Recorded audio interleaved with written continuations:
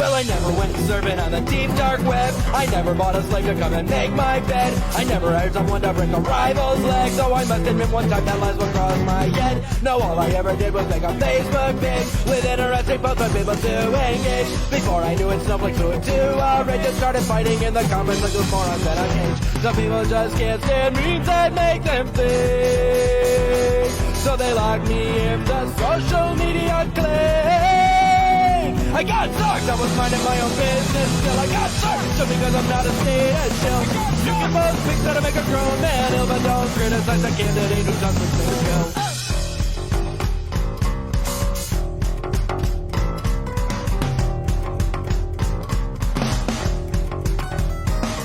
Well, I never called for any acts of violence, not even when the arguments got real intense. You're playing a bunch of Nazis, doesn't make no sense. And for the record, I still don't like Donald Trump and Michael Pence. No, all I ever did was post a binding means for anarchist teens to fuel their anarchist dreams. Cause I don't have no world domination schemes, and I don't need a chopper to get all those lovely commie streams. They say Facebook needs to be a safe space, but if they hated my face so much, why didn't they just click some other place?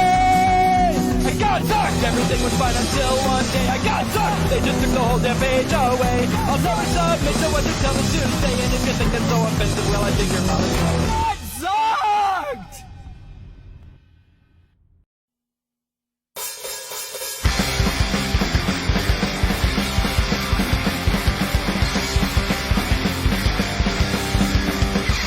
I had a girl named Andrea Cavallini. For short, I always called her ANCAP.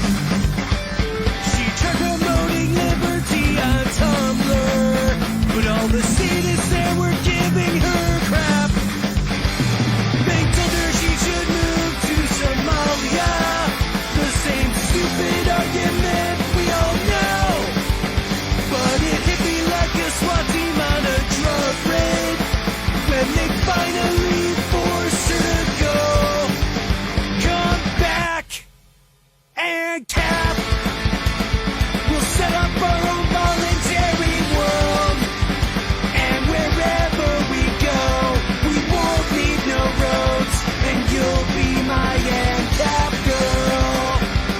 Now Andrea Cavallini's still so far away, and I'm still fighting all her battles online, and even if I gotta join her in Somalia, I'm gonna prove she's still consensually mine. One day we'll all opt out of the government. It'll crumble under its own dead weight. Cause dreams do come true. Darling, I believe in you. I'll always read you ain't out of vain. Come back and cap. I might own the Bitcoin in the world. We'll never turn right or left. Taxation will always be theft, and you'll be my ANCAP girl. Come back, ANCAP.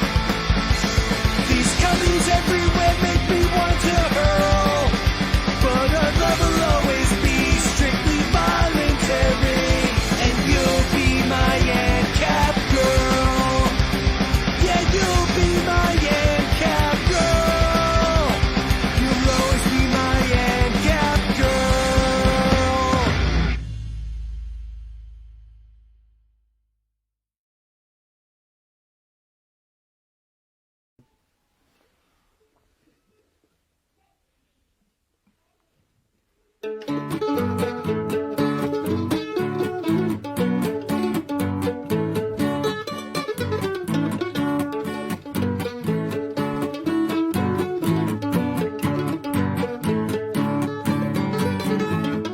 Way down here in Ancapistan, we protect the land the best we can. If I catch you violating a nap, you're gonna have a bad mishap. Well, I don't want no trouble, see, this is the land of liberty. If you respect your fellow man, I welcome you to Ancapistan.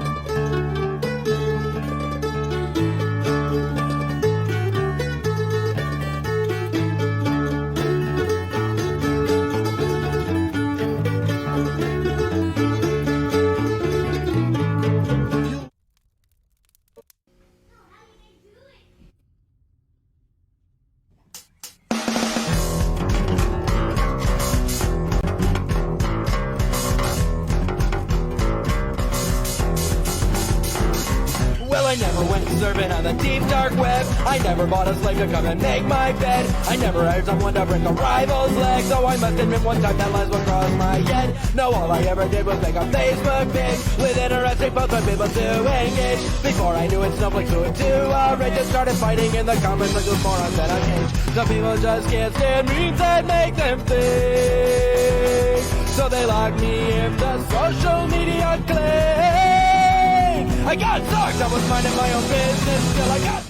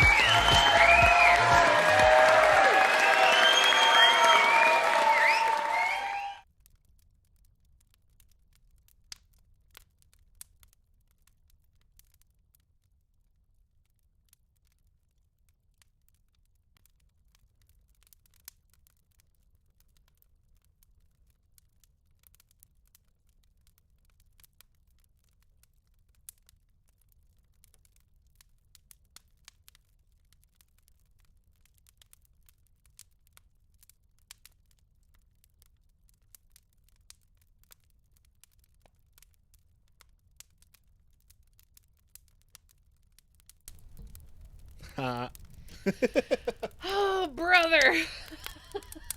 It's been a while. Wow. Oh Been a my while since I gosh. did that. Well, I never Yeah. mute that one. Yeah, why was it muted? Oh, because I was doing a test earlier. Oh, okay. That's Hey, cool. happy so, Friday. Hello. Happy Welcome to Friday. Liberty Late Night. Welcome to Liberty Late Night. This is how we do. Dave, I'm Mary. I got zucked.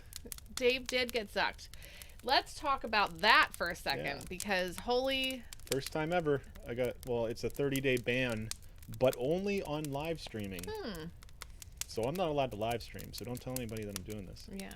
And, Even though we're doing it through the page, you still had to do it through my account, too. yeah, it should Yeah. be all running now. Yep. Okay. Yeah, I can so hear my thoughts. This is bad. Is it working? I know Facebook has a thing. There we go. Okay. I only hear the fireplace. I don't even hear the fireplace because I don't have my earbuds in. I'm just waiting for Wait a minute. Facebook to catch up. Facebook can't hear us. Can only No. hear fire. Look at the chats. Okay. That's not good. Check. No. Why isn't that going through there? Because you're on a Zuck. Liberty After Dark. For something he posted in 2012. 2012. Yeah, it's good on YouTube.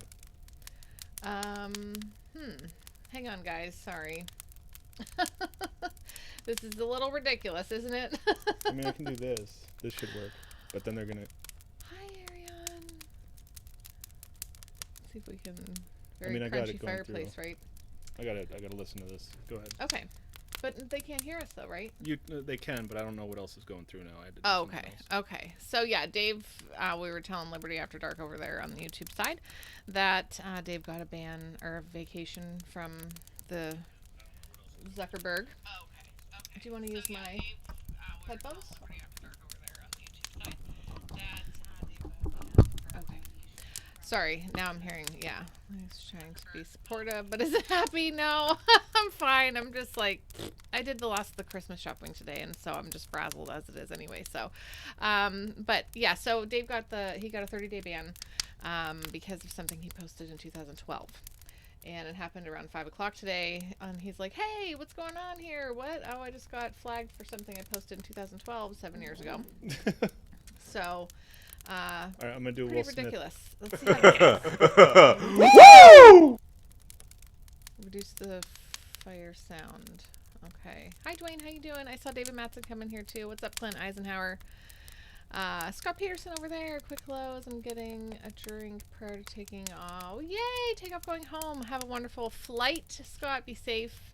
Enjoy your time back home. Zuckerberg is the second F word. Hey, Chris James.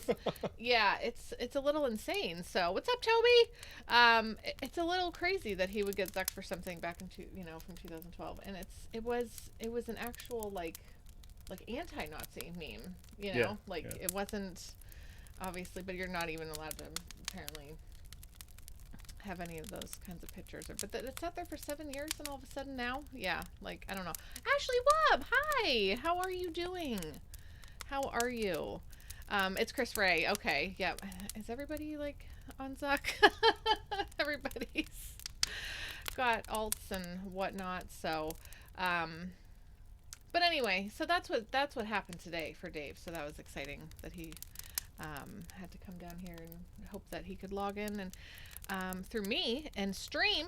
So that's something though, like that they took away his live streaming. Like they must see that that's what he does a lot of. Yeah. And so they're like, we're Nothing gonna ban else. nothing else. He can post in regular Facebook. He can be in the messaging and everything, but not allowed to go live for 30 days. So pretty much garbage, Facebook. Thanks so much for all that you do to silence us.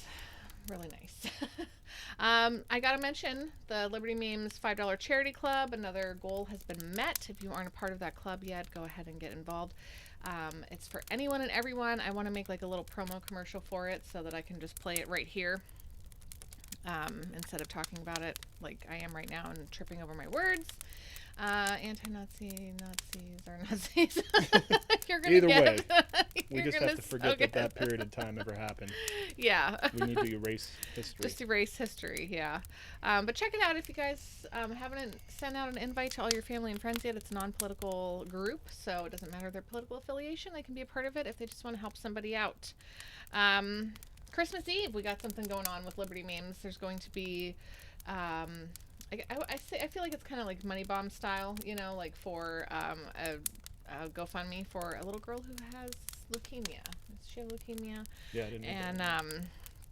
so on Christmas Eve, we're really hoping that we're able to share and raise the funds needed for that family so they don't have to worry about the expenses of dealing with what they're unfortunately having to deal with their young daughter, who is adorable, by the way.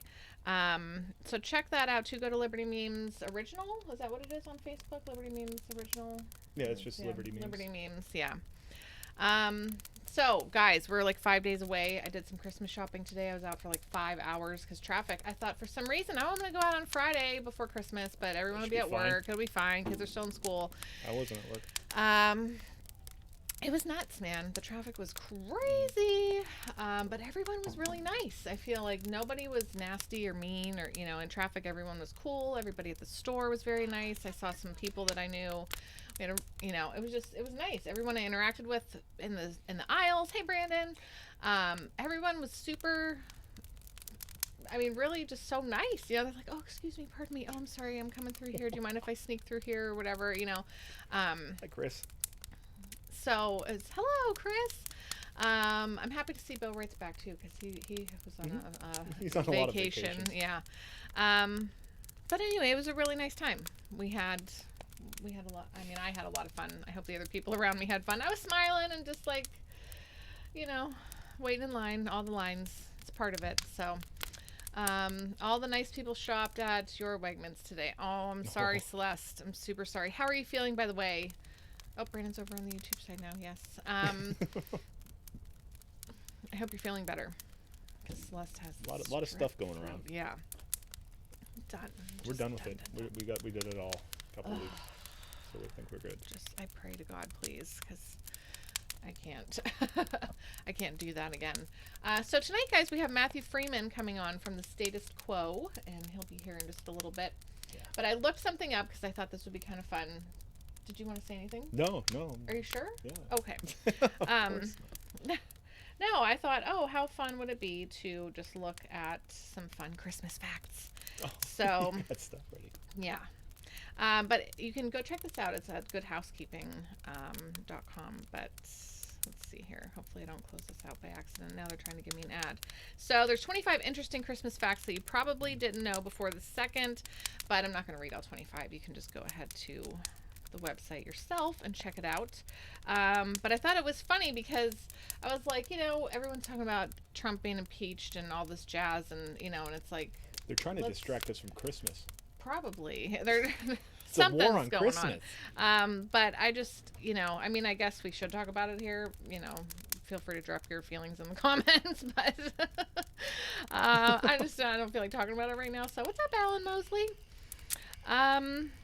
So the whole Christmas tree thing, you can thank Prince Albert for your Christmas tree, which just always makes me laugh. When Finally I'm got like, off the can. Out of the can, I mean. You might want to brew a cup of tea when decking your halls this year. The origin of the Christmas tree goes all the way back to ancient Egyptians and Romans, who marked the winter solstice with evergreens as a reminder that spring would return soon.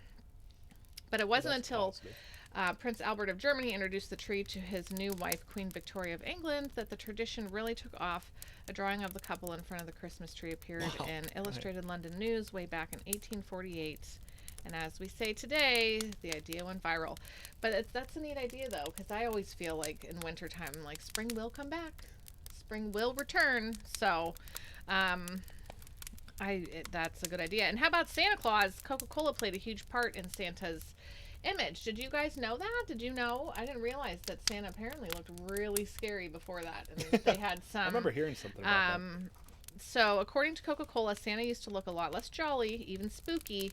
So I might have to Google that later just to check it out. But it wasn't until the beverage company hired an illustrator named Hayden Sundblom in 1931 to create images of Santa for magazine advertisements that we got the warm and friendly Santa that we know today.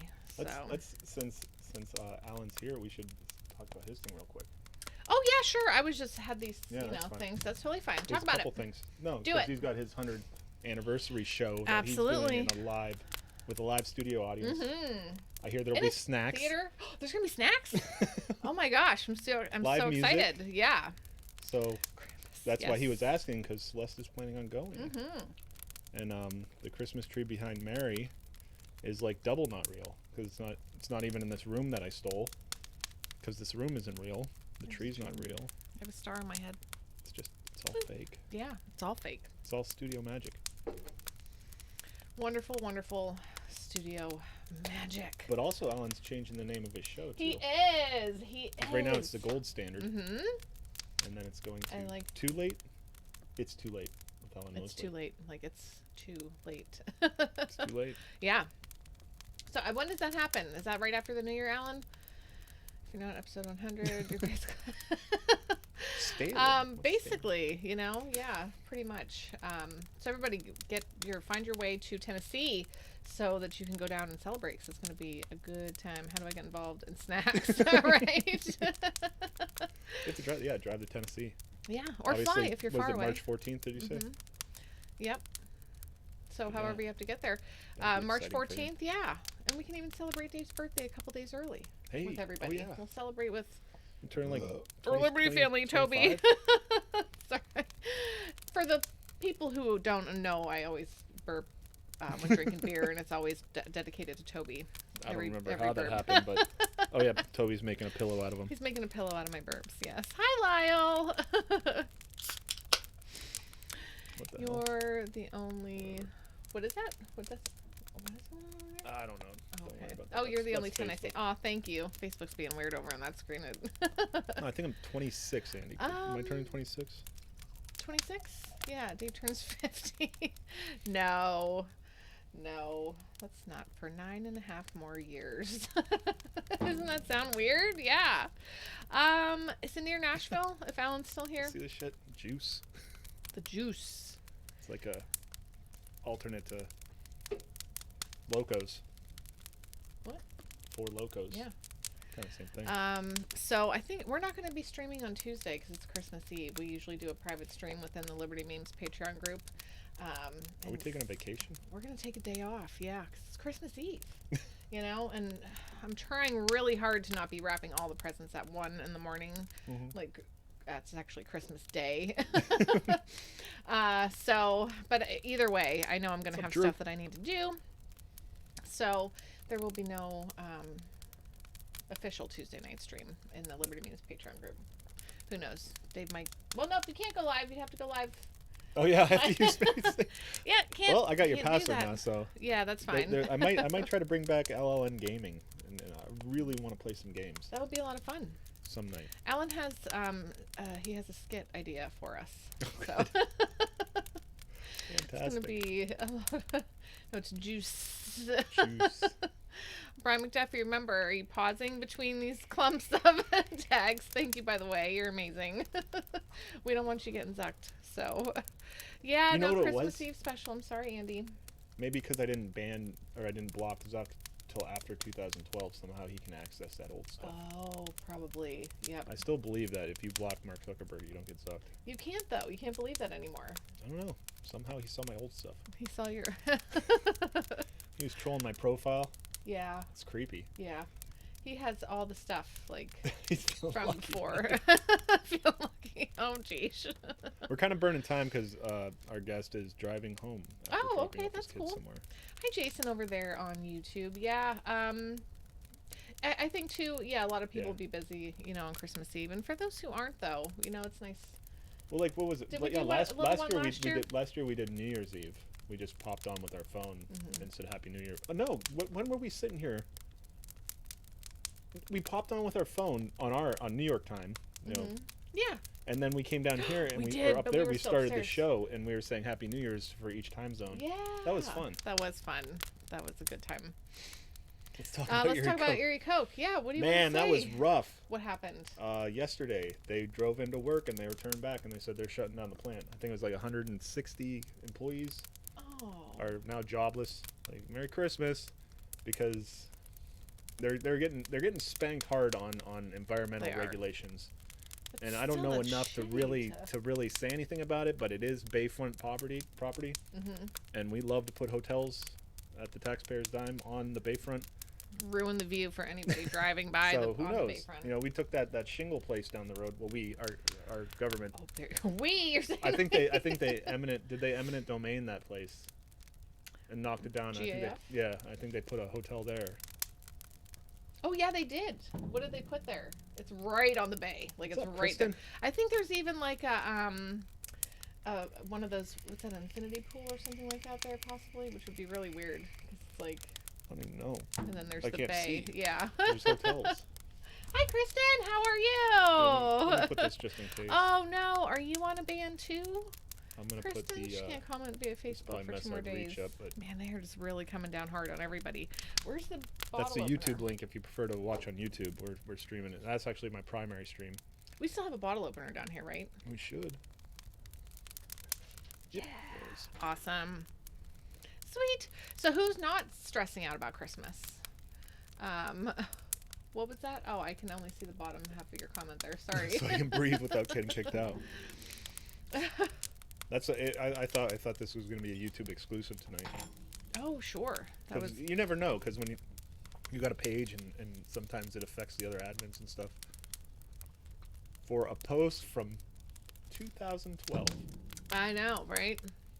Yeah. That was before I knew you weren't allowed to have swastikas in your picture. I mean, that's not fair. Yep.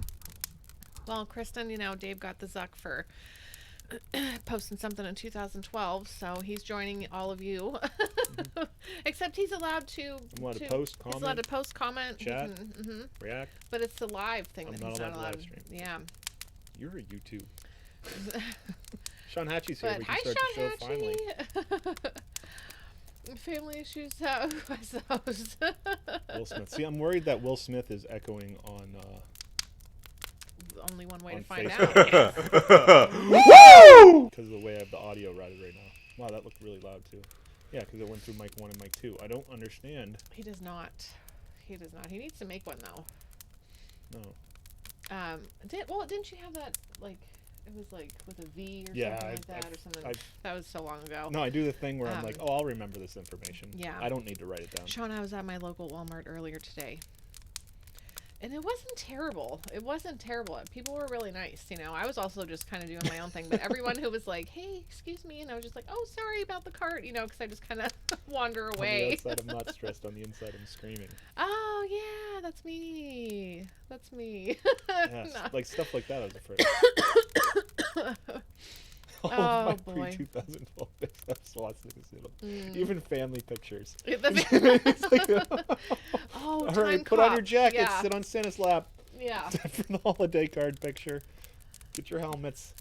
Did you see that? Lyle says Mark Zuckerberg time cop. Time cop. I mean, really, and I don't know. It's frustrating and irritates me. Oh yeah, you're working nights now. It's holiday season, I have to head to work. Oh, you're on the night sad. shift, Sean. I saw a meme. I keep up with Sean's I'm life so through sorry. his memes on his page. I need to just put that as first and just let that be all I see. What? Sean's page. Yeah. You know?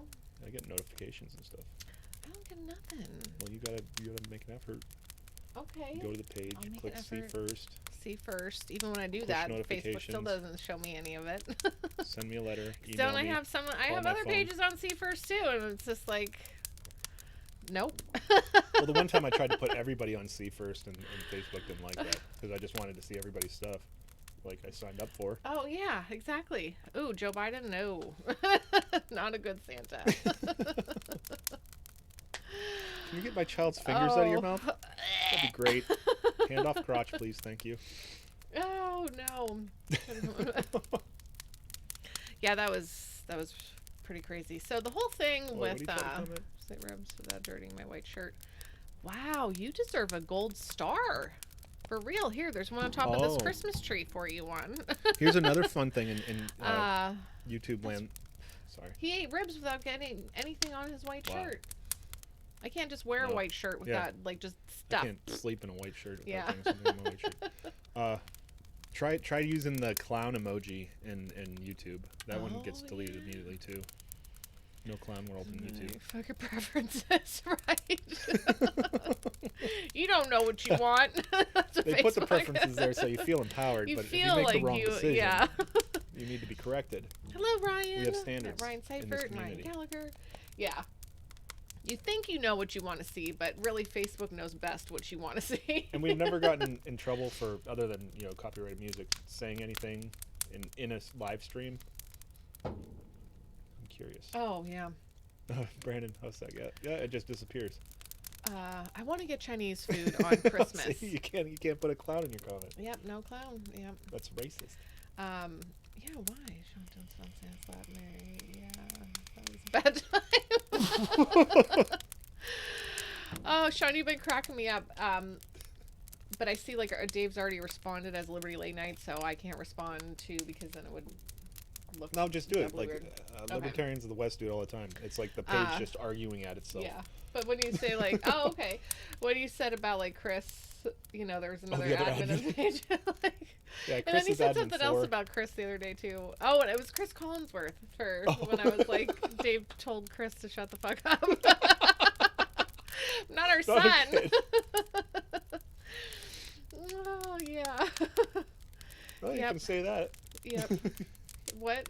You just can't use the clown emoji when you call YouTube a bunch of clown ass motherfuckers. Oh, there you go. Yep. Bring it on back home, Brandon. It's Taxation and it's stuff. That's curated right. content.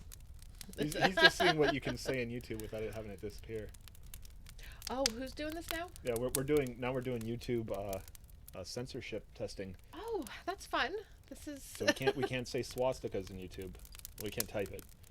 okay. say It's it like you again. just said it. Oh shit! I just lost my channel.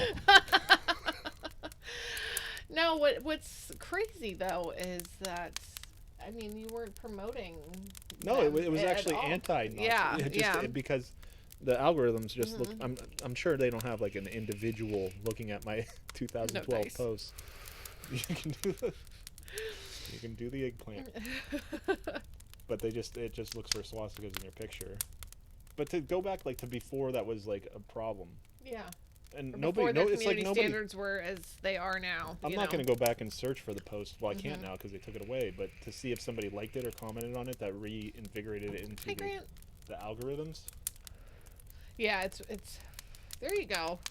SWAT stickers. It sounds like some kind of Asian meal. I'll take an order of the SWAT stickers. Yeah. You gotta say stickers. Stickers. We're testing all the emojis. All the emojis, yeah. Oh, dude, I super want some pad thai. Just like So expensive. oh no, but it's so like, and you get like 2 meals out of that. It's so good. Oh. Yeah. You can't say tranny. Oh. What if you're a mechanic and you're just trying to talk about, like, what if this was like car talk? Stickers. And we're like, this thing, the Yeah, thing that changes the gears, it's not working right. Oh, you're tranny. Yeah. No. You know that's how they yeah.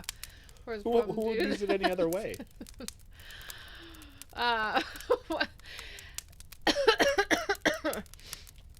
Didn't Dadman blow a tranny on our well, it was right after I'm already one of our flushed from live the malt liquor. the live stream our live stream. I told Matt to take his time. He's gonna get here. I'm gonna be hammered. Oh gosh. It's gonna be great. It's gonna be an awesome interview. If anybody's here actually to see the interview, he is coming. He's got driving life going home. on. Oh, Right now. okay, yeah. Oh, he's commenting right now. Awesome. He's probably like, what the hell are you guys talking about? Oh, yeah. Hey, David Lent. Yeah. It was so great chatting with you. I took the Dodge out back and pulled out a tranny. Yeah. Okay, he's not even going to try to... Dave loves ska.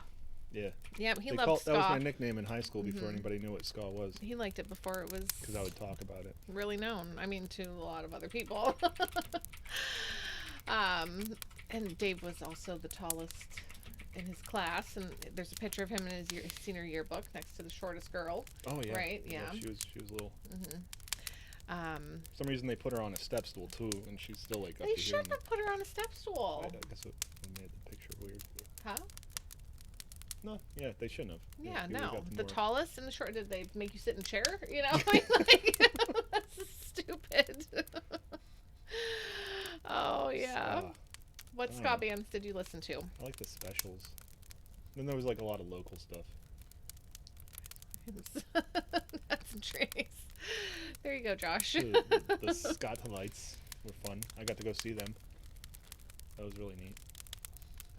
You're crushing noobs in Smash. Man, I miss Smash Brothers. I need to play it. Oh yeah, Dave, he's a contender. It was when did you graduate? 97? Yeah. And you were, yeah. Real big fish. He was hipster before it was I was never big into them. trendy. There's like some stuff. There's like the Hep Cats were fun. Yeah. I actually got to hang out I with was them Scott in before Pittsburgh. Scott was cool. I don't want to say Mighty Mighty Boss Tones just because they were like mainstream, but I just really liked their stuff and they were big when I was into it. That's okay.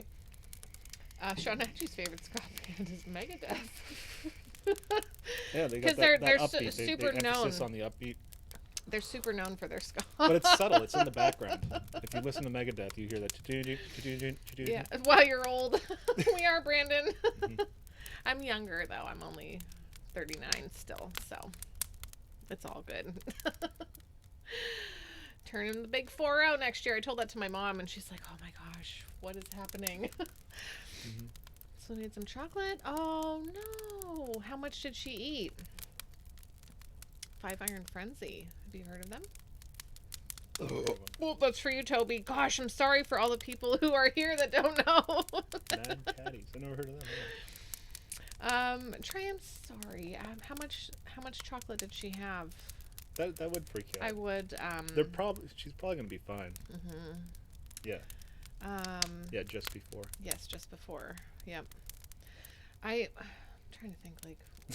Skank I and mean, pickle. we had dogs, but they were my dad's hunting dogs, and so they were mostly outside pups. He built a big thing for them. You know, they were never inside where they could accidentally get a hold of something, you know, like that. I know it's They're scary. hunting dogs. Yep. Yeah, they were little beagles. Do a brap. You got a brap going? Oh, it might be loud. Is it loud? I don't Is it know. loud? Our Okay. mic's maxed out. Why did it go across mic? I don't know. I don't have my earbuds in either, so I got some new earbuds. No one's gonna notice because they're pink, just like the old ones, but they're brighter pink, and now I can hear better. So, oh, Magical World of oh, Sean, I'm so I sorry. don't think that's Damn, it's supposed to go across 10:05. B1. I'm sorry, Sean Hatchie. We love you and we miss you. I'm just. You want to see me do it again? He has to go to work right now. Yeah, have fun. You know, I don't know, like prank the customers. No, you probably get in trouble for that. Retail, yeah. Oh, so I was at, where was I? At Kohl's today, and they're like, yeah. I said, oh, when do you guys close today? And they're like, oh, we don't close till Christmas Eve. Now the store's open 24 hours. Kohl's. Wow. So I'm like, really? Well, 'tis the season. I guess, yeah. Thank God Get I that don't cash. work. We love you, Sean, so much. Yeah. If I'm 20 years, wasn't hosting a Christmas watch. party tonight. I would be there as well. How you doing, Nick White? Yeah, I'm glad I'm not in that anymore. I mean, 'cause I worked at the mall, and they would just be like, "Oh yeah, hey," and this, I mean, I was in high school, but they're like, you know, how late can we keep you here? What's the latest you can stay? You know, because we're trying to stay open need till like bodies. 3 in the morning. Yeah, and I'm like, dude, I don't know, man. I'm not sure. I don't care that much about my job. I was 17, but and then, well, at least with Eaton Park, working at a restaurant, it was open 24 hours all the time anyway. But I worked the morning shift or second. But Whoa, Juan got clowns. how'd you get the clowns? Do you have to do What? multiple You clowns? have to put multiple clowns in. Really? What? You can't do single clowns. That's the weirdest shit. Chris, you're off until the second. So is Dave. I'm Yeah. so happy. 12 days of Christmas. Mm-hmm. I'm here to scream at those kids. It's boot camp. Woo! I left the house today. I was just like, la la la, like sitting in traffic and being in lines and stuff. Tell And I was everyone just how like, Mill Creek Mall is a gun. What's that? Yeah, if you look at the sky view of Mill Creek Mall, it's shaped Oh, like a gun, it and it's is like shaped. pointing at City Hall or something. Some kind of Pointing little, right little downtown. eerie conspiracy. Or Yeah. something. Yep. I didn't go into the mall at all. I went the outside part, you know, like by Michael's and. Wait, does Joel work at Wegmans also? Yes. Cool. Right, because Joel is sad that he didn't get to see. Ah, is this one of those the- things where Mary's like, "Shut up, David. You're supposed to know this." No, it's okay. I saw it. Yeah, no, it's fine. Like, hey, is this a new person? They're here every week. Dave, you're Shut cute. your face. You're cute, Dave. I love you. Peach clown. Joel, what do you do at Wegmans? I can't remember if we talked about that before. Our guest is ready. Oh, okay. Yep, That's there you go. awesome. Multiple clowns. Super All right, excited. I'm gonna do the. Well, actually, I'll start doing this, and Okay. then I'll put it on. Sounds Oh, I good. hope this works. Me too. Oh my gosh, me too. We'll be right back. Okay.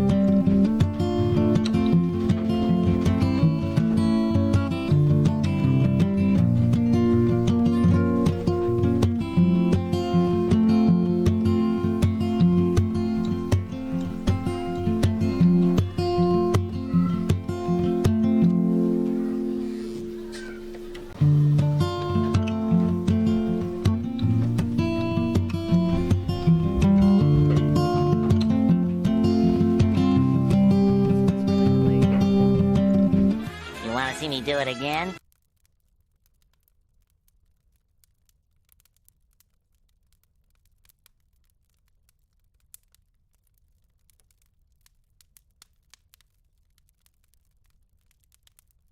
Can you hear us now? Check, check. I can't hear him either. It's been a while since we've had these types of technical difficulties, so I suppose I'm counting my blessings that it's been a long time. We're just working on this right now. Mics, yes. Sound. Ready, no audio. Yeah, something went weird. We should be back now. At least on the stream.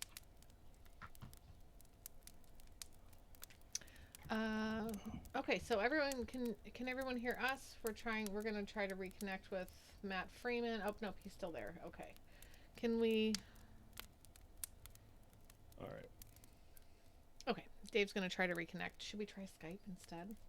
I don't know. It just seemed so like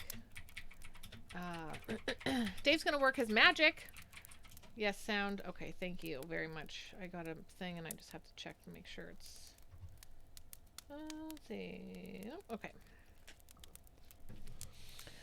Okay, so Dave's gonna try to call him again and we'll see how this goes. I can hear myself, so okay, I'm probably gonna have to switch to my phone if that doesn't work. Okay. Alright. Yep. Alright, so he's gonna give him another jingle, and if that doesn't work, then We'll just do this one hot. Yeah. We're gonna Okay. just so do that. So that worked. let's see, this is poof magic stuff. Yeah, Dave's gonna do a magic. Right? Oh, thank God, because I don't know anything about this. Like I said, okay, I'm gonna start getting the kids ready for bed tonight. And he's like, okay, I'm gonna go down and get everything set up, you know. And I was like, man, I can actually hear the ringing now.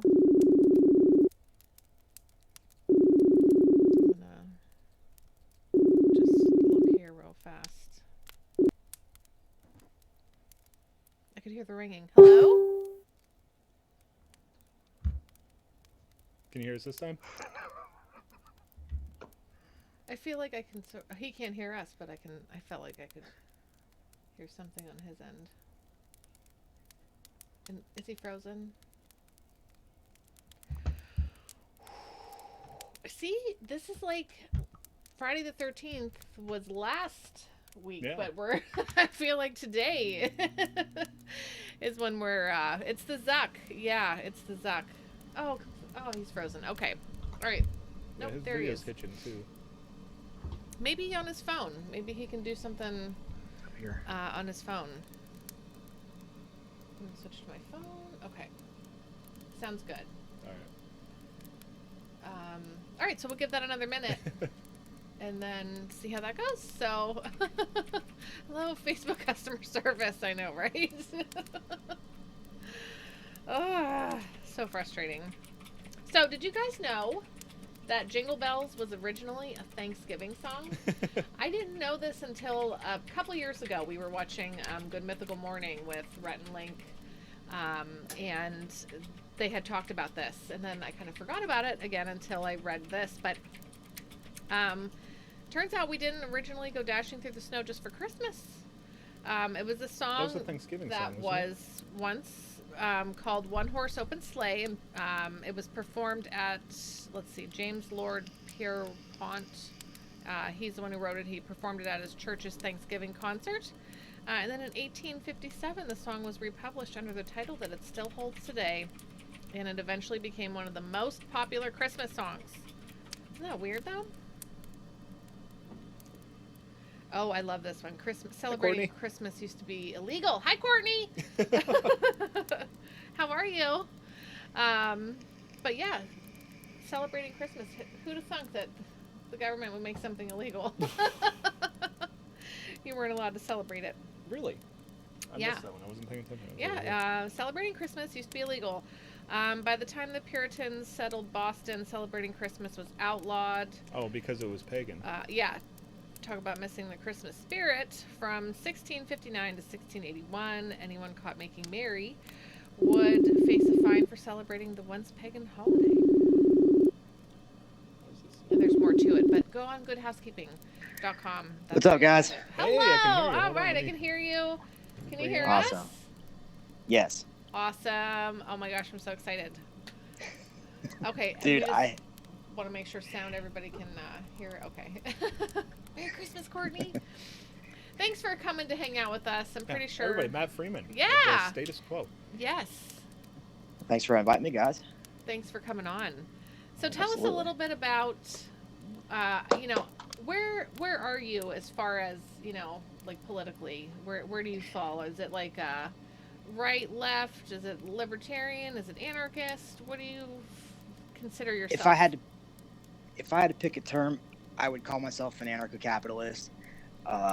But any direction we can, or anything we can do in that direction to diminish, abolish the state, I'm cool with. So I don't get too caught up in like terminology because there's all kinds of baggage that comes with political terms, unfortunately. Yes.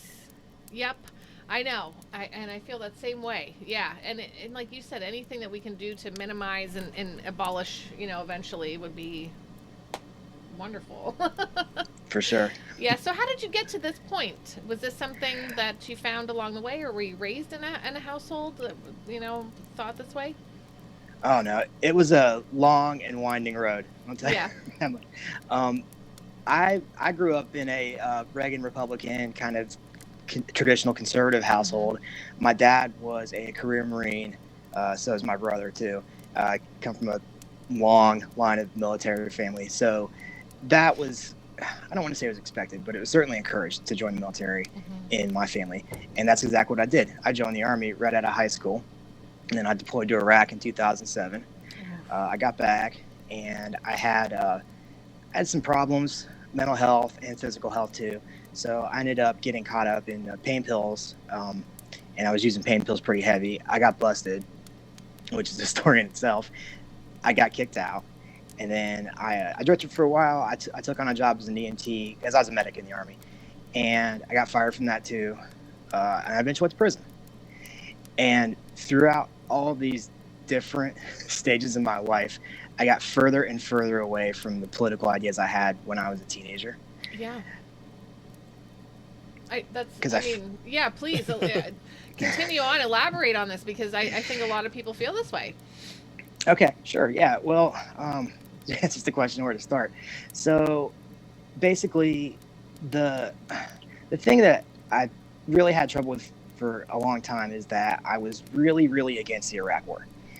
And I was involved with some veterans groups for a while. I was a part of About Face, and I was part of Veterans for Peace, but both of those groups are far, far left. Not Veterans for Peace very much. They're kind of like those center-left progressive types.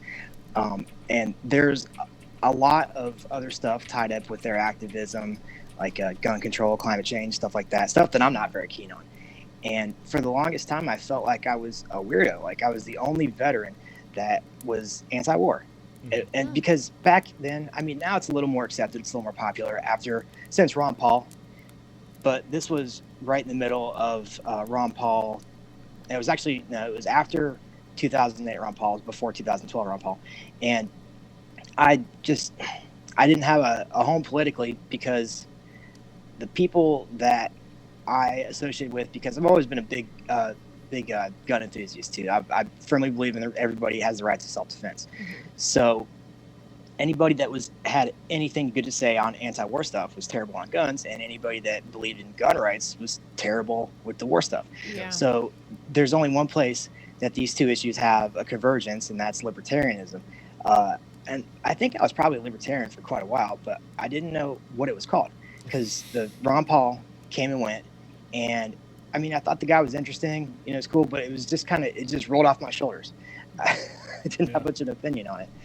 And afterwards, when I went to prison, I started realizing that the people that I had associated with politically for the longest time just hated my guts because, I mean, you hear like your typical kind of conservative mainstream people talk about prisons or ex-convicts and stuff like that. They never have anything nice to say about them. Wow. So, I mean, that's just sad. you know. What? Oh, don't be sad. It's all right. Okay, so what happened? I mean, after that, and what you're doing now, you shifted the way, your way of thinking from what you were raised as, and so how has your family and friends, how have they accepted where you are right now? Well, let's see. I think I never went home and I said, "Mom, I'm an ANCAP now." Yeah, Yeah, Never it's- went like that. But me I neither. do. If we talk any, right? If we talk about politics at all, which is pretty limited, it's I've just very gently nudged them in that direction, and me and my dad don't see eye to eye. We haven't gotten on for years, so we don't talk about anything below surface level stuff. But my Okay. mom and my siblings, if we talk about politics, I'll kind of gently nudge them, and I can typically get them to agree with me on one issue. But if I say, "Oh, well, that's a libertarian position, so maybe you should check out libertarianism," they'd be like, "No, don't those people want to have low taxes and smoke pot or something?" Wait, low taxes? What's wrong with that? You're right, What's exactly. wrong with that? That's Not a bad damn thing. because. Yeah, the same thing where it's like I don't like getting a political conversation with my parents, but when they start saying things, I said, "Hey, well, don't you think maybe this? Don't you think Mhm. maybe this? Like we should have the right to do this?" Yeah. And usually they'll agree with you, but you're afraid to make that next step to be like, well, you should believe this too because it's in the same ball field. Yeah, yeah. So Thanksgiving dinners aren't a wild like food fight of politics and all that kind of stuff. Not particularly. Everybody in my family is pretty polite, and That's good. they would never dare to say anything controversial at the dinner table. It just Yeah. doesn't happen. Yeah. So, okay, so how long were you in prison? You went for 3 years. Wow. Holy crap! For what? Yeah, I got maxed out. Oh, What? It was drug trafficking. trafficking. Oh my gosh. Well, you were Mhm. holding too much. Well, about that. So, what ended up happening is, of course, there's an old adage in drug treatment circles: you got to deal or you got to steal to support your habit. Because hey, what do you know? All these illegal drugs are in a black market. Black Mhm. markets, we see highly inflated drug prices, Mm-hmm. and people that have a drug habit just can't afford it, making honest money. So that's what people turn to as crimes. I've never been a thief. That wasn't really my thing. So I decided, well, you know what? I'm going to start dealing drugs. And it wasn't, Okay. it wasn't like I just stopped and said that, like, hey, I'm going to become a drug dealer. Yeah. No, it just kind It just of happened evolved into organically. that. Yeah. Yep. And Well, I've dabbled. right. Didn't work out for me. Hell, Oh yeah, my. me neither. Well, what ended up happening is a friend of mine, air quotes, he got pulled over leaving my house one night, and I come from a small town that's in Southeast Ohio, so there's not a lot going on there anyway, and it's always had pretty severe hard drug problems, so that's something the cops are real keen on, busting people. They feel real good about themselves when they make drug busts, so Oh, yeah. that's typically what they do. Yeah. And yeah, I mean, they're the type that they'll see like a small bag of weed and they'll post it on Facebook, Take my like, we're picture." getting these dangerous substances off the street. Yeah. It's awful. It really is. It's terrible. It is. Yeah, it really is. It's so tragic. Mhm. I honestly sometimes think that the drug war is America's deadliest war, Mm-hmm. as far as numbers of people. And I mean, World War II give it Yep. a run for its money, but But- if it keeps going, eventually we'll pass up whatever it is. Oh, for sure. Was it 450,000? We got to be past that anyway. Yeah. So, this friend I had got pulled over, leaving my house one night, and I was selling OxyContin at the time, and back when OxyContin was still OxyContin, Yeah. and he got arrested because the cops searched his car. They found some pills that I had sold him, and they take him down to the sheriff's office, and they give him the business and sit in the interrogation room, turn the thermostat to 40 degrees below zero, and do that whole kind of dog and pony show. Yeah. And the detective says, hey man, you help us get who sold you these pills, we'll let you walk free tonight. Yeah. And he's like, sure. So over the period of a couple months, Yep. He had made multiple control buys for me, wearing a wire and all that. Wow. Oh And my gosh. yeah, the whole abracadabra. Yeah. Abracadabra, bee. Abracadabra. But gotta Oh love that my movie. Yep, Gibbs called it. Yeah. Oh my gosh. Hell of a callback. So anyway, yeah, Wow. they made a couple control buys on me, and eventually they got enough to get an arrest warrant, and the cops raided my house, and that's a whole nother event too. So I lived back off the road. My driveway was gravel; it was about an eighth of a mile long. Okay, And that's like my parents. and oh, I forgot to mention too. So I didn't know it really at the time what it was called, but I've been dealing with post-traumatic stress disorder. Yeah. Yeah. That was really what led to my drug use in the first place, because when this I was all still in the after you military. served. Oh, this Okay, was yeah. after. I f- Okay. Post-military. Yeah. Yeah, while I was in the military, I found out that the pain pills I was getting for my back and my shoulder let me sleep, because I was having severe insomnia at the time. I would go days without sleeping, and I was late for formation a few times, and I was just real short and pissed off with all my my two subordinates, but not all Yeah. mine. But anyway, so what I was, I had all the classic symptoms. I was irritable, was depressed, anxious, cry for no reason, suicidal thoughts, hypervigilance. I used to not be able to go to the grocery store unless it was 3 a.m. and nobody was there. Wow. But so what I always did is I kept a window open in my house, whatever room I was in, so I could hear somebody coming down the driveway. Mhm. And that'll hang on to that later, because that'll play a part here in a second. Okay. So I'm sitting in my house. It's back off the road. The driveway's about an eighth of a mile. And I hear gravel getting kicked up. I'm in the second story. I hear gravel getting kicked up. So I look out the road, and there's 2 Lenco Bearcats and a Humvee coming down my driveway, which these are like armored cars, Yeah. So, and it was the cops. And I said, oh, fuck. Yeah. And I kind of looked around for a minute. And I used to always keep a Mini 14 with me in the house everywhere I went. I looked at that, and I kind of looked down the road. And I was like, man, what do I do? And I honestly thought about shooting it out with the cops for a minute, but I was thinking, like, man, I don't have any cigarettes. Like, if this ends up being like a siege situation, I'm gonna be out of smokes. Like, I'm not doing this shit. That was the breaking the straw. That's what the military does to you, man. Oh my gosh. Like, really evaluate the situation. Yeah. I'm gonna want some Weigh the cigarettes in a pros and the couple hours. cons. So, anyway, I ran. I bolted. I Did jumped you? out the window onto the bottom floor, and I took off. And there was a big field behind my house. And if I would have been gone. But there was a road behind the house on the other side of the lot, and there was a sheriff's deputy in a blocking position on that road. And I just happened to cross paths with him when I was running across the road. And he got out. Of course, this dude was like 350 pounds too. So, Yeah. it's not like some buff, real jack cop chased me down and his foot chased. No, it's a fat guy that tased me. And then I pissed my pants. Yeah. Oh my.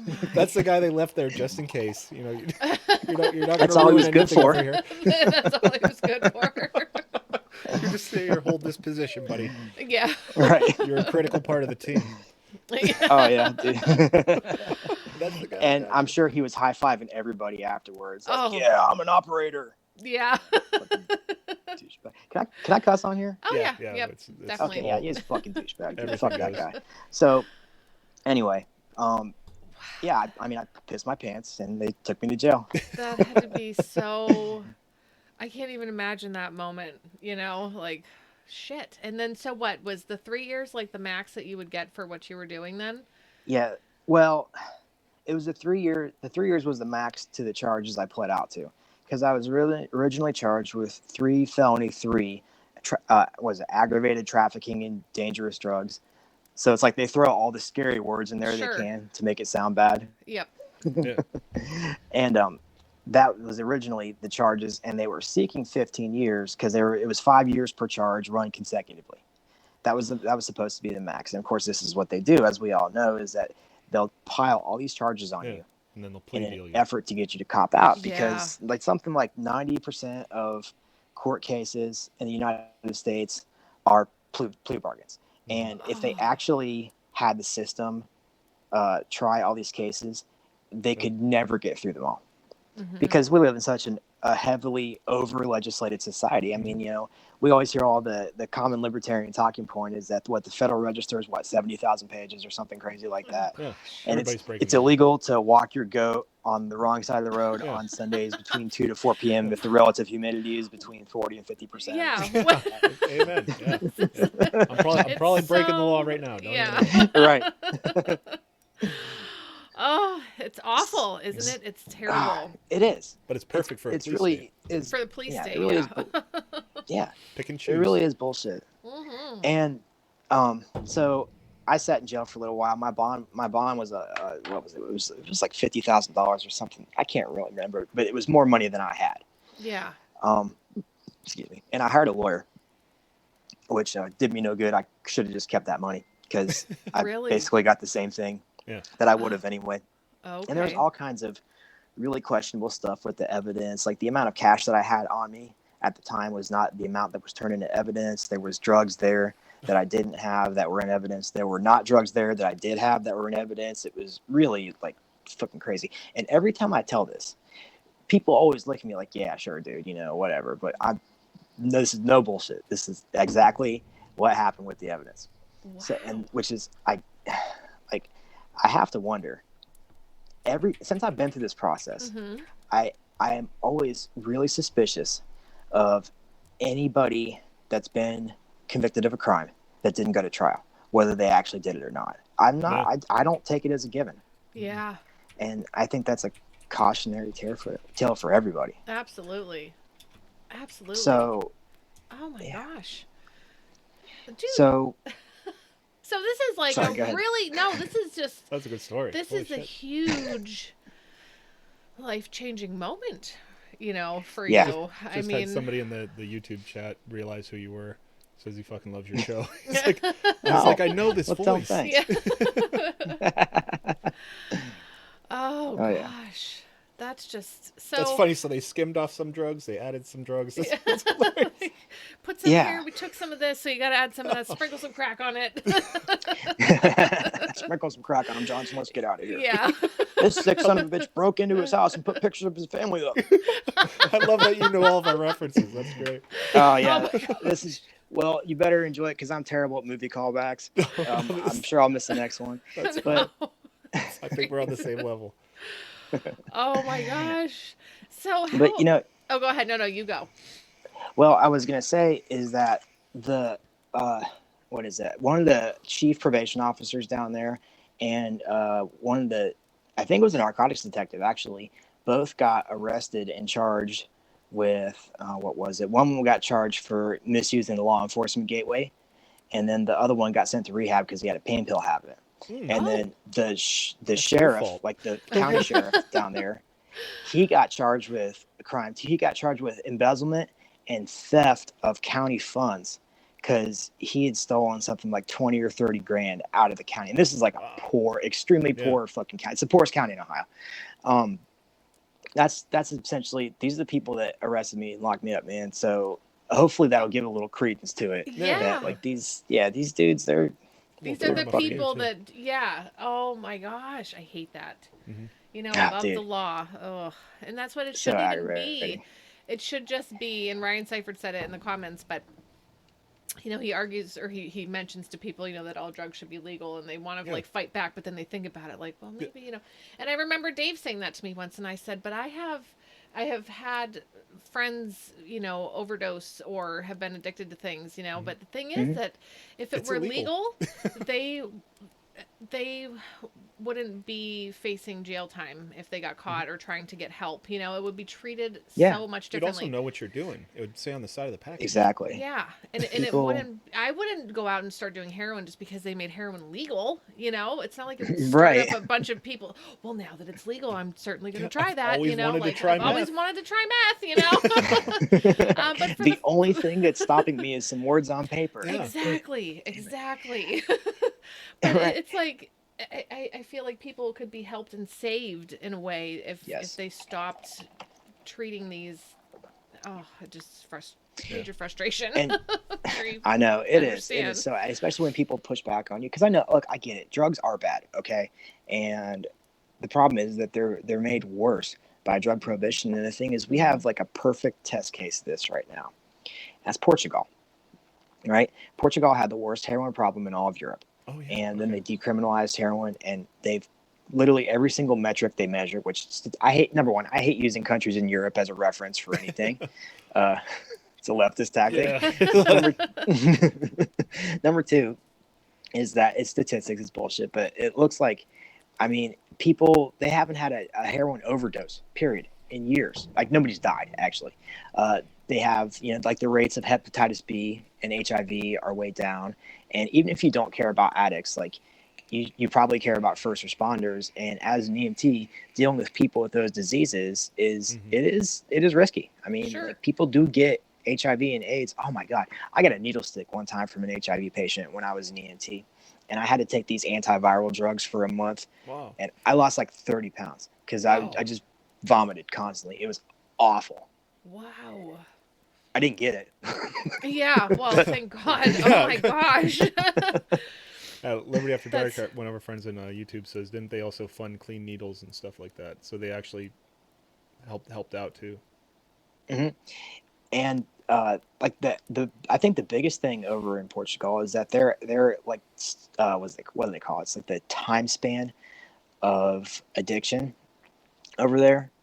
It's been cut from like 15 years down to 7 or 8 years or something like that. So there's actually the people that are using drugs. I mean, because it goes in a cycle. Most people that do drugs, if they do it long enough, they're eventually like, this sucks. I want to quit. Because even if you don't have any of the major negative consequences of doing drugs, like imprisonment, jail, diseases, overdoses, death, like stuff like that, you get tired of that life after a while. It's not that much fun. Yeah. And what kind of help are they getting here? The threat of jail time, like what kind of, how are they helping? How are we helping folks here that have these kinds of situations? They're scared. They're afraid. Exactly. If you have money, you might be able to go to a nice rehab that has a spa and fucking massages and stuff like that. But if you're poor, your rehab is in county jail, which is a place they don't give you, of course, any drugs to help you with the withdrawals. And we know scientifically people that experience more severe withdrawal are much more likely to go back to using drugs again versus people that kind of come down off it easy. And that's just it, is that, if you go to your boss and you say, hey, I'm an alcoholic, I need to go to rehab, they might be mad. They'll probably feel bad for you, but most likely they'll be like, okay, either take your time off or, you might get fired. But if you go there and say, hey, I'm a heroin addict, I need to go get clean, unless you're really cool with your boss, they're probably going to fire you. Yep.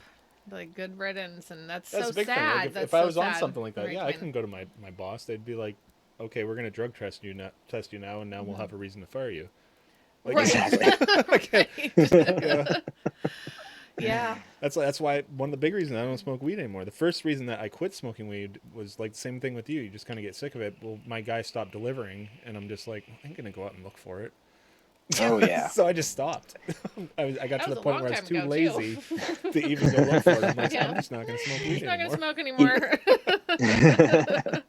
And, seeking drugs is like a full-time job, too. It is. It's such a pain in the ass. Sitting in some shady car in some shady corner of town. Somebody just took your money and said they'll be right back. 2 hours later. And then you've been there for 2 hours. Yeah. No, you're not allowed to go in, man. He doesn't trust people. Yeah, he doesn't trust people. I'm like, hey, we're just sitting, it's snowing and we're running out of gas. Just want to smoke some weed. Oh, man. Those were the days. Those were the days. That was They sure. Now they these sure kids were. just buy it at a store. Oh, It's yeah. crazy. It's wild. Yeah. That's a much better system. It keeps people a lot safer. But I one of the kind of the big selling points of my podcast, our podcast, because I run it with my partner Nick, who is obviously not here. But one of the big selling points of that is that I've kind of had some experience on both sides of this system. I mean, I was never a cop, not that I ever would be, but I was an EMT for a little while. I was in the military, and then I was also in prison. So I kind of got to see how the sausage was made from both sides. Yeah. And one thing, it's funny too, speaking of which, people that would rip other people off for drugs, like people that would get ripped off would sometimes call the cops down there. Oh my God. I've heard those stories. Dude. Oh my God. And of course, That's hilarious.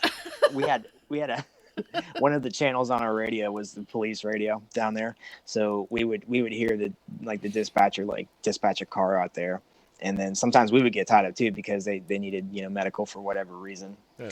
And I never forget. This one dude called the cops because somebody else stole $350 off him, and we go to this house, and it's like you just look at it, and I'm like, we're going inside, and then you just think in your head, I'm going to get bed bugs. I know it. Oh, Taking something. This is oh yeah. Oh. This is that type of place. Oh, dude, those things are so bad here too. It's fucking disgusting. Are they? Oh my boy. God. Oh, Yeah, it makes me just itchy thinking about it. Oh yeah, I remember one time I was at the station house, and I noticed I had the telltale bites, the 3 in a row, and I just wanted to burn my fucking clothes and just be done with it. Oh God, it was awful. Oh. So, Bad. yeah, and it's I don't know. I not a lot grosses me out, but those fucking things do. Yeah, So okay, sure. so anyway, we get there, and because the call had snowballed. This woman in the house is having chest pains, and while we're getting ready to go get our gear and go inside, we overhear the conversation between the cop and the guy. And so the cops are like, "So what did you give this guy $350 for?" The guy says, "Groceries." Yep. Need all that bread, milk, eggs. Some herbs.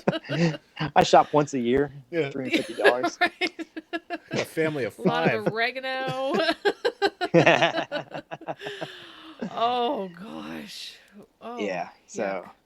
Oh, Joel ugh. says here he had bed bugs and he doesn't respond to their bites, so it took a long time to realize that he even had them. Wow. Wow. Damn, that's crazy. Oh, yucky. I didn't realize that was possible. I didn't either. As far as I know, I haven't interacted with them, but maybe me too. We're all immune. No, I mean, even if we go, it's been a while since we've stayed at a hotel, but I'm looking under, I'm like, Oh yeah. because there was, for a while there, it seemed like everywhere was just having outbreaks, Yeah. and I'm like, Oh yeah, I'm there was scared. an epidemic going around. Yeah, but that could have just been the news. Who knows? Yeah. Back in the day when I used to Right. watch the news and get freaked out by every little thing they said, and it was like, oh wow, I'm really brainwashed. You really need to stop watching the news. Right, yeah. So I stopped watching the news. Do you watch the news or do you read the paper? How do you get your news? The only time I watch the news is for about 10 minutes in the morning because my girlfriend leaves it on the TV, and she leaves Okay. for work before I do, and that's enough for the day of that stuff. Yeah. Now you do a podcast though, so do you interact with current events a lot, or you just go on principles and stuff like that, or?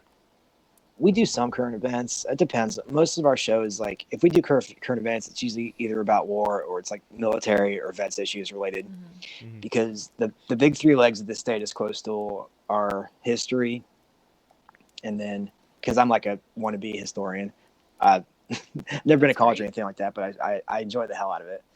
And then we do war and vets issues, and then a little bit of economics too. So there is some current events tied in, but I don't really do a ton of it. Maybe it's 1 out of every 4 or 5 shows, but most of my news comes from antiwar.com because they collect all the good articles and everything like that from across the internet. I mean, I get the daily emails from the New York Times, Wall Street Journal, and stuff like that, and I'll kind of pick through them if I see a headline that looks interesting. But to be completely honest, I really don't follow too much stuff outside of the couple of issues that I have a lot of interest in. Yeah. And it's unless it has to do with either the police, state, the Pentagon, DOD, war, or gun rights. I really don't pay too much attention. Okay, Yeah. cool. Yeah. No, So- that's- I got to read stops. Liberty After Dark's comment out loud because it's also for you. He says, "Everyone go listen to all of it, every episode, literally every episode." he really likes your show. Thanks, man. Yeah. Hell yeah. And That was right after he Celeste- said he pulled out his stitches from his biopsy. I didn't even know you had a I biopsy. had one. Yeah. Celeste is also a huge fan of the show. Yeah, Celeste is our and connection. She's the one that I know that suggested you. Oh, yeah. she's had strep throat, and I don't know if she's still here or not, but I know that she's Big not fan. feeling well today. But she's a huge fan. She's probably super bummed Yeah. if she's passed out Celeste- from fever. Celeste gave us an article once that was one of my favorite shows that we've done so far. Oh, tell us. It was there's a group of 3 Marine vets. They have a show called Biting the Bullet. I don't know if you guys heard of them, but they're fucking awesome. Biting the And Bullet. Okay. Celestine's Yes, Oh, she's here. they're great. Absolutely. One of the hosts on the show, Jared, he was a Marine vet. He was an Afghanistan vet. Him and I did. We basically tore down this article that Celeste had sent us, and it was from Medium, and it was basically a dude who had said a bunch of things that were taken out of context, were absolutely correct about the horrors and the realities of war, but it was basically kind of the conclusion, like the thrust of the article was like, that's why you should feel sorry for me and thank me for my service. So we just basically riffed on this guy, made fun of him the whole time. Hey, Nick's actually here in Facebook. Oh my gosh. Oh, he says Celeste is awesome. Oh, what's up, Nick? Oh man. So Man. how long have you guys been doing this then? How long has this podcast been going on? We're about a year in. Okay. Oh, that's great. And how often are you doing these? We usually go once a week. Sometimes we'll release bonus episodes and content every now and then. I tried doing it twice to 3 times a week for a while, Whoa. but it's It's a lot. it was just too much. It is a lot. And now we're starting to make a pivot too, because we do a lot of talking about kind of esoteric's not the right word, but kind of like abstract concepts and principles, which, hey, the first step to freedom is freeing your mind. So that's definitely important. Yeah. But once you freed your mind, well, then you need to worry about your body too. So we're going to start producing some content, articles, and probably videos, and maybe eventually live classes to do medical training. And Oh wow. I'm not an instructor. I don't have Yeah. my certifications anymore. I mean, I'm working on getting them back right now, but so I can't give anybody a piece of paper that says how awesome you are and you Yeah, have yeah. this title You're now. not certified. But right, exactly. Which, by the way, in the tactical, military, law enforcement, EMS world, certifications don't mean shit. Just so everybody knows. just a little boob training for you. Exactly. Yeah. So We got to and that's patch where up we're your gonna buddy start in his is- Hawaiian shirt and Crocs. Damn right. Got my Hawaiian shirt pattern plate carrier ready to go. But I actually saw one the other day. Somebody sent me one that was a fucking plate carrier that was like the Hawaiian shirt pattern. It was No shit. beautiful. Oh, it's great. I tell you, marketing is so good lately. Like Oh, I know. all the Yeah. Facebook ads that me and my friends are getting. They I know. I They didn't definitely know. know. I don't know which sold those kind of optics. Oh, right. Yeah. You're showing me this. But yeah, we're gonna start doing some medical training, and where we're gonna start is TCCC, which is Tactical Combat Casualty Care, Wow. which is things like stopping bleeding and establishing basic airway, things like that. So Big that's where we're stuff. gonna start Yeah, probably Yeah. after the new year. that's exciting. Now, And is that going to be on your regular podcast, or are you going to make a new thing Yeah. for this? And for right now, it'll be on the regular podcast feed because we don't, we're still a pretty small show. We don't want to kind of split ourselves up into multiple pieces. Yeah. So for now, it might end up being on its own feed eventually, but we're going to probably release some podcasts, kind of talk about just the basics. And then as we get more and more advanced stuff, I'm gonna make some videos. Me and Nick are gonna make some videos. I'm gonna poke him with some IVs, so it's gonna be a good time. Oh, that's Oh my gonna be gosh. for Are me. you serious? Oh yeah, Oh my absolutely. gosh, I got to make sure. Oh man. Is he still on here? Because I haven't told him that yet. Oh, he doesn't know. He said he popped out of a party just to say hi, so I don't know if he's still here. He does. Yeah. Oh. It'll be a surprise. Now wait, now you're doing an audio podcast. I might have missed it. Are you doing video now or? No, but I was gonna make some short videos and Okay. post them on our website. Nice. Yeah, stuff about like the first one I was gonna do, actually it'll be up probably by next week. I was gonna write an article on how to know when to apply a tourniquet. Yeah, that's a big thing. Oh and- yeah. Yeah, because I mean, I didn't have to lose that leg. You know? once you get like there's several different kinds. There's Yeah. CAT, combat application tourniquet. That's what most people are familiar with, and they have the soft T, the stretch SWAT T. Like there's all these different kinds. Oh man. Oh, Learning here how to he use is. it. He's here. He says, "I don't care. You can poke me with needles." Oh, that's a good friend. He's a good friend. He is. I love Nick. How did you guys And- even get started doing this then? I mean, and we can talk more about what you want to do, but how did this start for you? Well, for you two? we were, actually, I owe Nick kind of a big debt as to where I am now because he's the one that really got me into libertarianism. Oh, um, nice. Like I said, I was a libertarian for a long time, but I just really didn't know I was. because like I said, I miss Ron Paul completely. I was Wow. I was deployed for the run up to the '08 campaign, Yeah. and then when 2012 came around, I was sitting in prison, Mhm. and you know, Yeah. And they're I not going actually to pump Ron Paul's voice into the. No, that's not a big thing in prison. right, or let us vote for that matter. Yeah, you know? yeah. Oh boy. But right, I know my voting rights, but Nick said smoke breaks.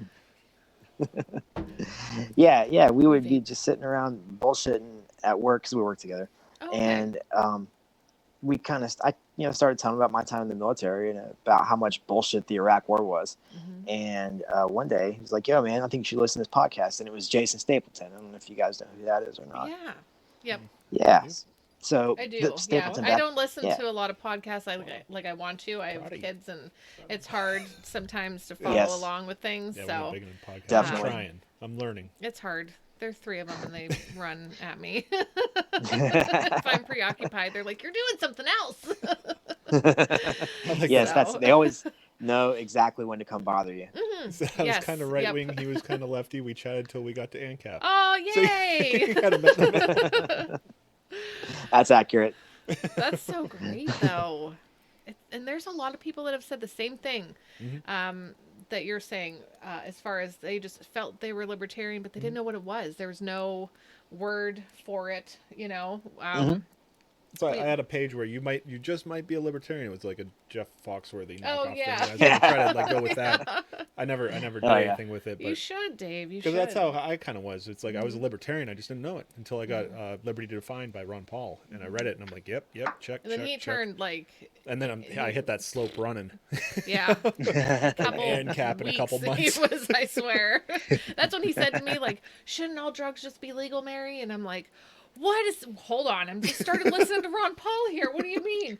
And then I started, so we would talk and I would question and ask, and he's like, but just, you should have the right to put in your body what you want to. And I'm like, you're right. Oh my God. And it just, all of it Yeah, if you want to kill just yourself, go for started it, bro. making so much sense. Yeah. I mean, there's a lot of bad things and, people shouldn't do it, but why call it illegal? Why put people in jail for it? Why regulate it, to the point Yeah. where there's the black market and it becomes dangerous, for Exactly. people. So then so you guys talked about this and then, so you were saying how the podcast started.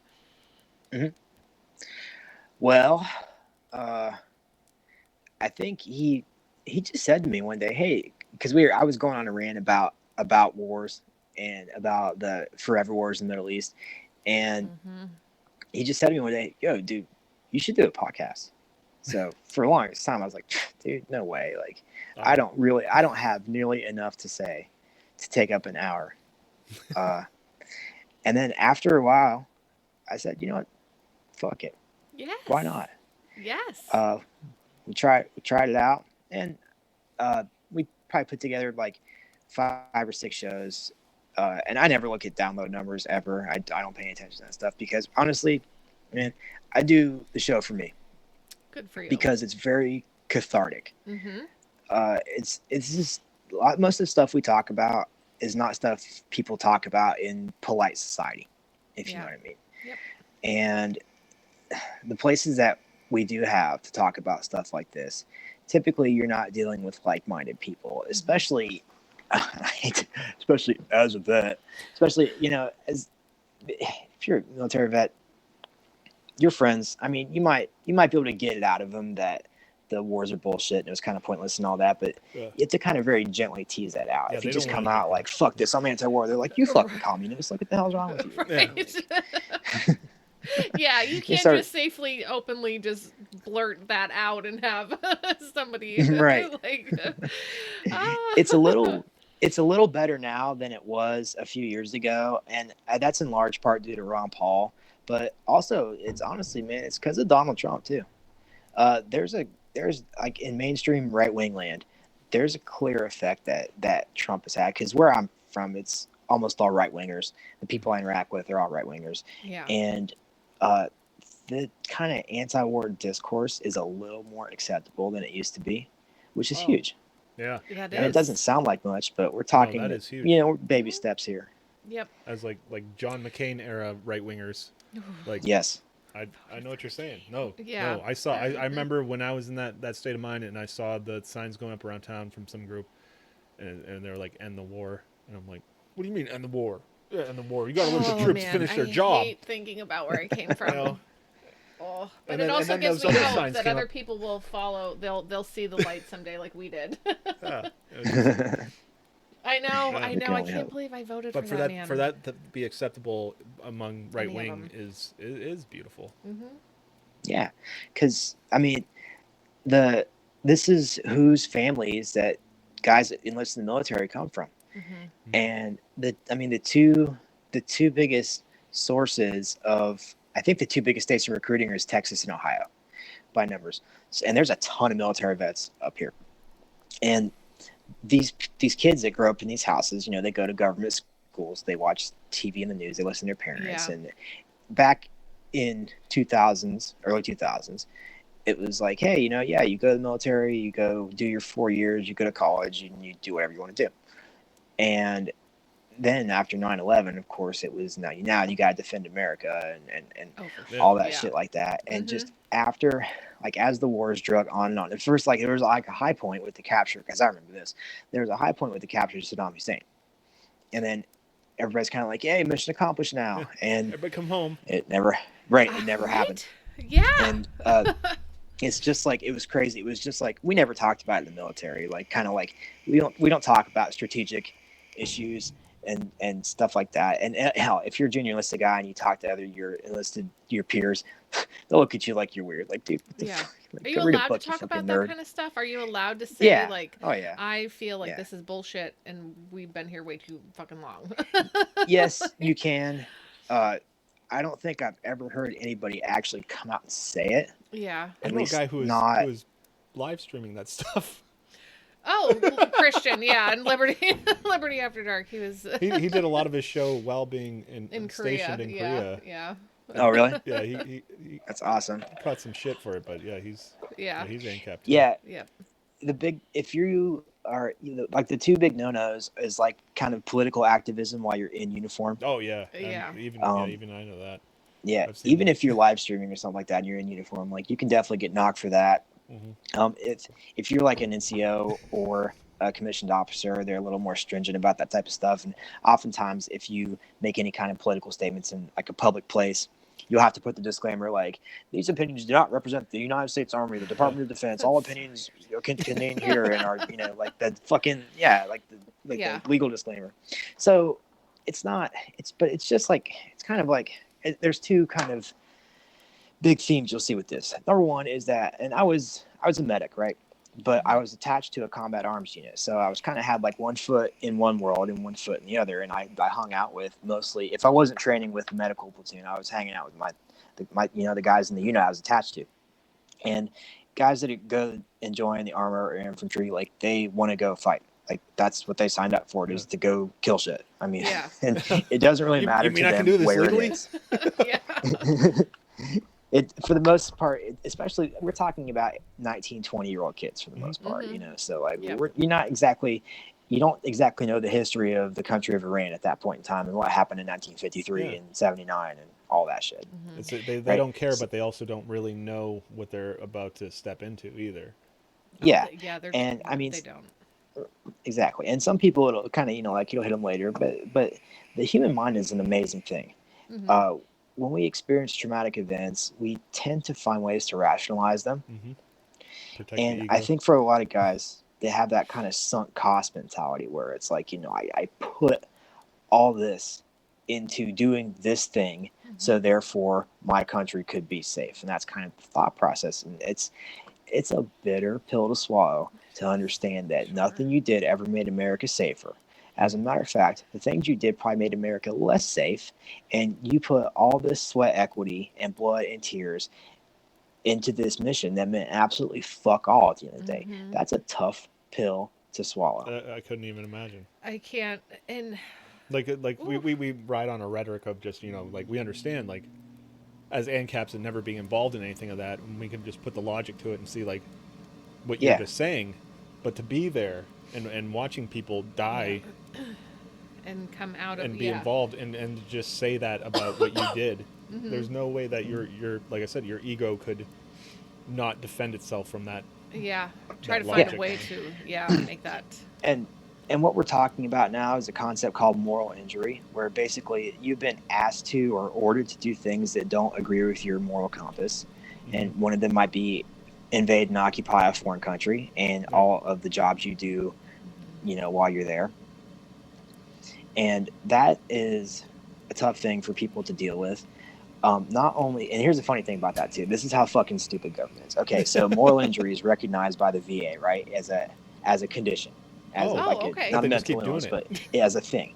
The DoD does not recognize moral injury at all. They say it doesn't exist. So one part of government says this is a thing. The other part of government says this is not a thing. And you can see how the DoD has a vested interest in telling people, oh, no, there's no such thing as moral injury. You're just having a bad day. Because they want to keep it going. Yeah. Because that means they'd have to make a change. It brings up a lot of very inconvenient questions for the DoD. Like, guys that were invading Nazi Germany in World War II probably did not experience moral injury at nearly the rate. Now, I'm sure some of them did. And I also want to be clear here, too. We're talking about certain sections of people. I'm not trying to make any generalizations saying all soldiers feel this way or all soldiers experience this. Like you're going to war as an individual experience. Number one, I want to make that clear. That I'm not trying to speak for everybody or anything like that. But like everybody has a different moral compass. Absolutely, and everybody does different things too. I mean, you could deploy to Iraq and never set foot outside the wire, which is like the perimeter of the base. You could literally just jerk off and play video games and read books for 15 months. That could be your deployment. Yeah. Or you could be literally on the side of a mountain in Afghanistan, 1,000 miles away from everything, with no showers. So there's a range of experiences here. Yeah. And they've also found too, another thing too, like it's not the combat that really does it to people. I mean, yeah, people get PTSD and moral injury from combat, for sure. But they found that the suicide rates are about equal for combat arms versus not combat armed soldiers. So that tells me it's not the combat, it's being in the fucking military. Yeah. That's what does it. Yeah. That's what makes people fucking off themselves. Because my friend Jared from Biting the Bullet, he's got this perfect quote for it, and I'm so mad I didn't think of it first. But he always says, being in the military is like living in the DMV 24/7 for 4 years. Ugh. And that's fucking perfect, because that's exactly what it is. Sorry for my retching here. Oh my gosh, yeah, it's understandable. It's all what are they called? The pencil pushers. It's you're all. We got 2 sets What's that the just word I'm came in. looking for? But yeah, it's just all the protocol and everything that you have to live by. Yeah. Like it's just, there's a lot of rules, and you see there's people that you'll have as commanders that are complete fucking sociopaths that will use your body to get themselves medals.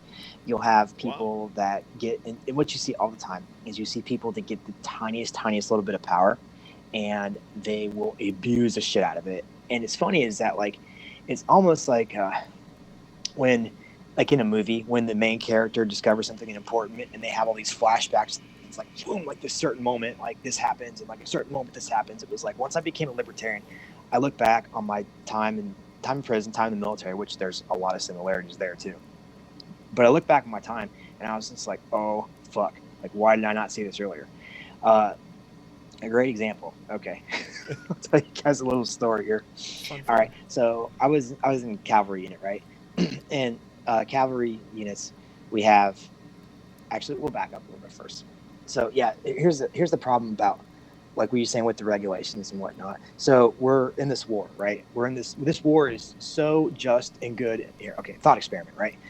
Let's say we have to go fight and invade Iraq. And this is a just and moral war because we're a righteous country and we need to go defend ourselves from these 15-year-olds with AK-47s. Just go with me here. So just go with you it. think if this war is so important and so just and moral that we have to send our young men and women over there to possibly risk their lives and die, right? If it's so important, then we should be spending every single resource on fighting and winning this war, right? Wow. That's the main important thing, right? Correct? So, if it's so important, why do we have people over there harassing other men about how they have a 5 o'clock shadow, or about how their boosts aren't. Literally, when we got in from Kuwait and we got to the first base that we went to, I was there for no more than 10 minutes inside the gate. And some jerk off lieutenant who's not even in my unit comes up to me and says, "Get that fucking contraband off your face, soldier." And I had like a mile of 5 o'clock shadow. This is like, dude, Because this that's is the middle of Like fucking contraband. That's the make or break for the whole war. Shit, I Right. finally found my pills. That's why we lost. That's why we lost. I didn't shave that day. Shit. Damn it. I'm sorry. I'll tell you what, you don't shave a little bit longer, you could probably go unnoticed a little bit longer. Oh my Yeah, I could be in special forces then. But That is No, so crazy that they care so much about that, but if they're Yeah. so focused on Well, you got to focus on the details. You work on the details, Right. the big things don't matter, right? Oh, yeah. right, exactly. Or it's like if when the general officers would want to go and tour a part of our sector, they would have like if they wanted to go like walk down to the bazaar or the market or whatever, they would have like 2 Apaches flying air cover and like another Black Hawk in case they had to make a quick exit, and they'd have like this security detail that was like 3 fucking platoons, which is like 3 times the amount of security that is normally in that area when one of us is out there. So the amount of people they have like protecting Mhm. this dude is like that's a massive amount of resources that wasted for a guy that just basically wants to take a walk. Yeah. Sounds For no good expensive. But That's- oh yeah, shit. Dude, the That military is- burns fucking money. Let me tell you that. Okay, I got a good story for that too. So we still have to go these back things. to tourniquets. Juan over here, he was in the Navy, and he's just like, he's Yeah, pissed. he's having a moment. He's over in YouTube just like, yeah. It is so infuriating. It is sickening, honestly. Okay, so we have these things. They're called drash tents, right? And they're basically it's like a metal frame tent. They're super badass. They got air conditioning and heating and shit. Wow. They got like there's like a trailer. It's got a generator on it, and then the tent is stored above that. And the generator provides your heat and air conditioning, and there's lights on it too. So anyway, it's like got like a metal frame, and you kind of like pull it apart basically to set it up. And they have like these individual parts, like they're called struts. They're just like a structural part of the tent. And that we had a tent, one of them broke on it. And the company that sells these tents sells repair parts for that type of stuff. So we had one of them break. So the NCO that was in charge of setting up tent, he went over to the platoon sergeant and told him, "Hey, we got a broken part on this tent. We need to go get a new one." So he's like, "I'm going to go to supply and order a new one." So he's like, "Okay, go ahead." So they go to supply, order a new one, and then a couple days later, a whole new tent and a generator shows up. These things are like $20,000. Wow. Right? Mm. So we are looking there like we got this new tent, and we're kind of standing around, and the lieutenant comes over. He's like, "What are you guys doing?" And he's like, "Well, sir, we're trying to figure out what's up with this tent." He's like, "No, it's ours." I say, "What do you mean, man?" He said, "We just need the one strut." And the lieutenant says, "No, we got a brand new one, man. So just go ahead and throw that one away." And we all kind of stopped, like, "Wait, what? Wait, throw it away?" Throw it away. Keep in mind, 15 grand is about as much money as any of us made in about 9 months. It's like Oh 3/4 of our yearly salary, right? Oh my gosh. So he tells us to throw this fucking tent away, and then he walks away, and he turns around and he says, "Hey, also, don't take it out of the fucking trash. You cannot. Nobody of you guys can take it with you." Oh so- my gosh. Oh. So this is it's infuriating. I mean, it's just like you're okay when you're like a private first classer, especially you're poor. You're fully aware of that, and then you just see dudes basically just burning money all around you. It's like, man, it's like, can I get some of that? What the fuck, Dude. uh, Our government needs to get on Dave Ramsey program. Holy crap. One says I can't- $40 for a tiny screw. Yeah. The price of Oh, parts. dude. Seriously, That is yeah, he's absolutely ridiculous. right. Ah, And that's you'll so- find these things. I remember I was reading something sometime, and it said like the Pentagon spent something like something outrageous, like $26,000 to overnight air like a 40-cent washer from one side of the country to the other. It's some crazy shit like that. And Wow. I mean, we had our maintenance section had multiple occasions where they lost like multi-$1,000 parts to vehicles that just disappeared. Like these guys have like the most badass expensive tools from Snap-on, which is like a really badass tool company. They just throw them and fucking trash them, destroy them and shit. It's like, wow. The amount of waste. The waste is just outrageous. Where were we even going with this? I can't even remember. What were we even talking about for this? Do you guys know? We just like to go from we place went to off place. of tourniquets a long time ago, and I was kind of curious about that. The only one I ever know is like you stick a stick in a rope and you just twist it until the leg basically falls off. That's the only.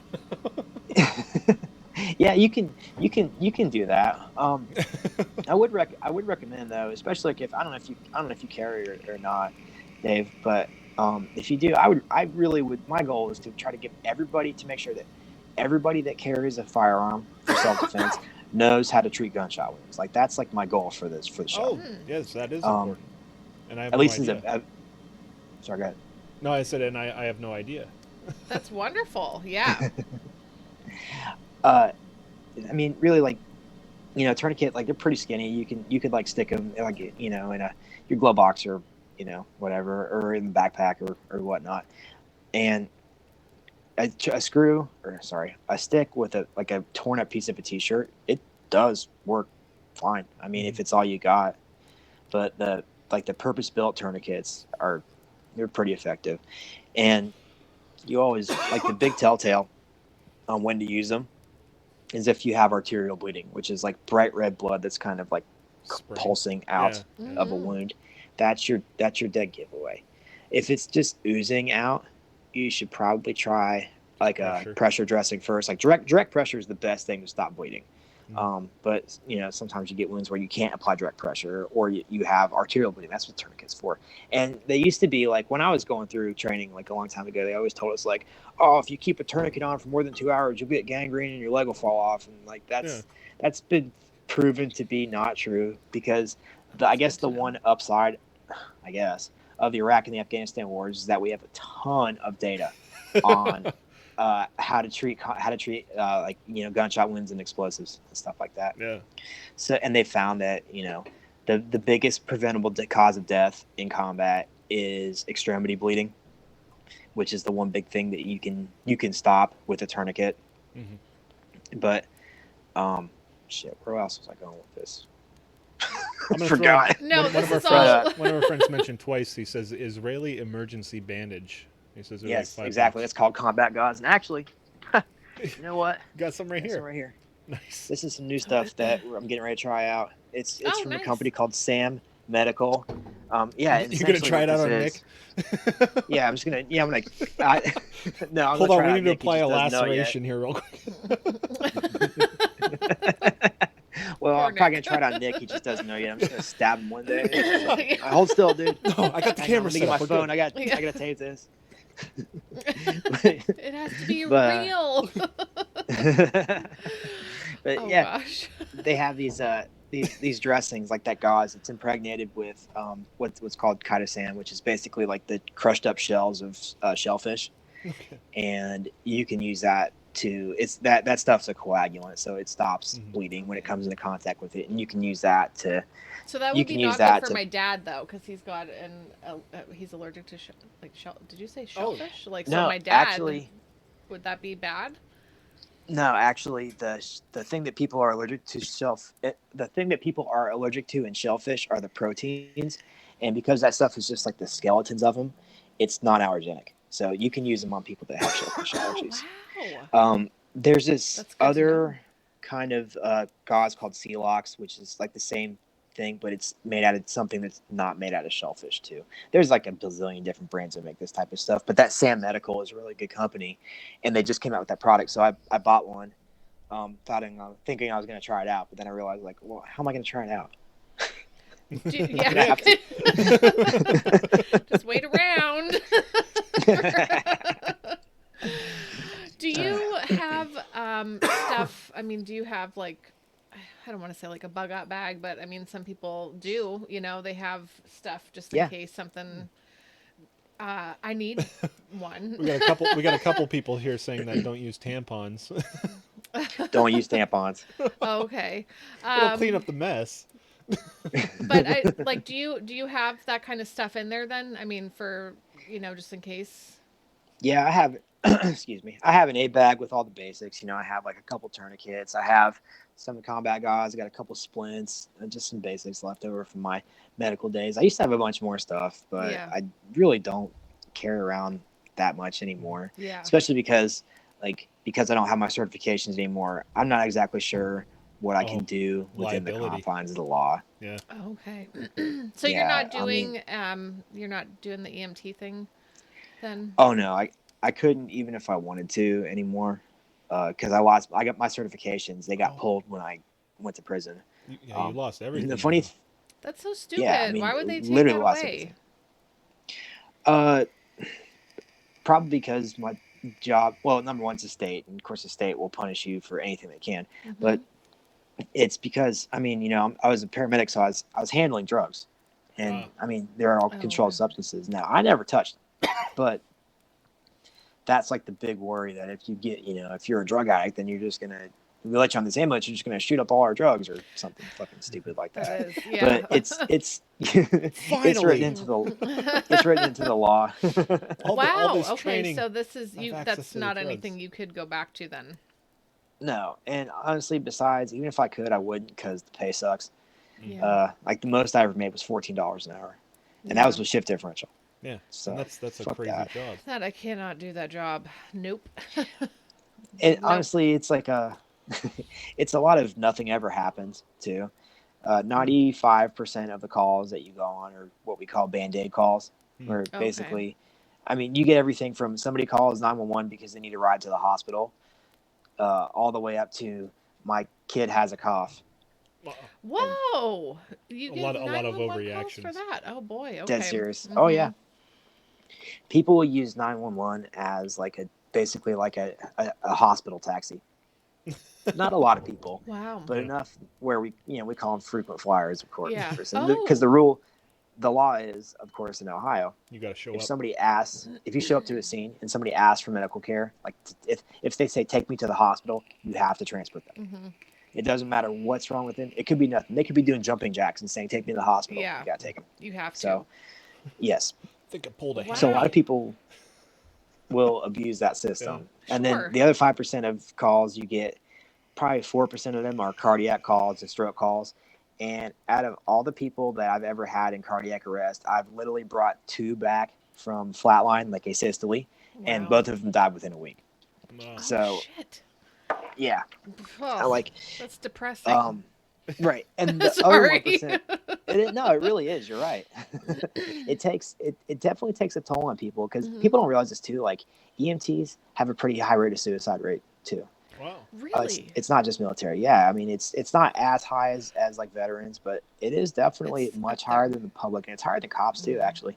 But the other thing is that 1% of calls is where you can actually make a difference and save somebody's life. Those are really, really rare. Yeah. But that's like what you look forward What to. you're there I'm not, for. I'm not, Yeah. I don't want to say that's what you live for. It's just a serve. No, it's not like that. No. It's like if I'm gonna be doing this job, that's what I want to be doing. Yeah. Unfortunately, you don't get a lot of chances to do that. Yeah, that ain't a whole lot of wins. Yeah, no, not really. For a career So Yeah. I'm working on getting my certifications back right now, and I'm working on getting my record sealed too, because I found out this is how much my lawyer sucked ass. The one I had for my court case, Oh, I paid no. him like $170 to research if I could get like my record expunged in Ohio, and he told me no, it's not possible. So 5 minutes of Google searching later, I found out you could. I even found out the statute number where it had the process of what you had to do to go get your record sealed. It's like, dude, I want my fucking $170 back, you Yeah. scumbag. Yeah. Leave a Did you even bad bother review looking? on his page. Yeah, I'll Yelp the shit out of that dude. Right. Oh my gosh. Yeah, I was pissed. So I would be hired a too. lawyer. I've been working on that, trying to get my record sealed. Like it's a process, and then Yeah. once I get that done, I'm definitely gonna get my certifications back. I'm probably gonna take a part-time job somewhere, but I really do want to get back in the medical field. I was looking at being a PA because I'm too old. My original plan when I joined the military, I wanted to be a doctor, And Oh, I wow. grew up poor. I had no money, so there was no fucking way in hell I was going to get to go to medical school unless I went to the military first and Oh, get GI yeah. Bill money. Yeah. Well, obviously that plan didn't work out so well. Yeah. But um, fuck me.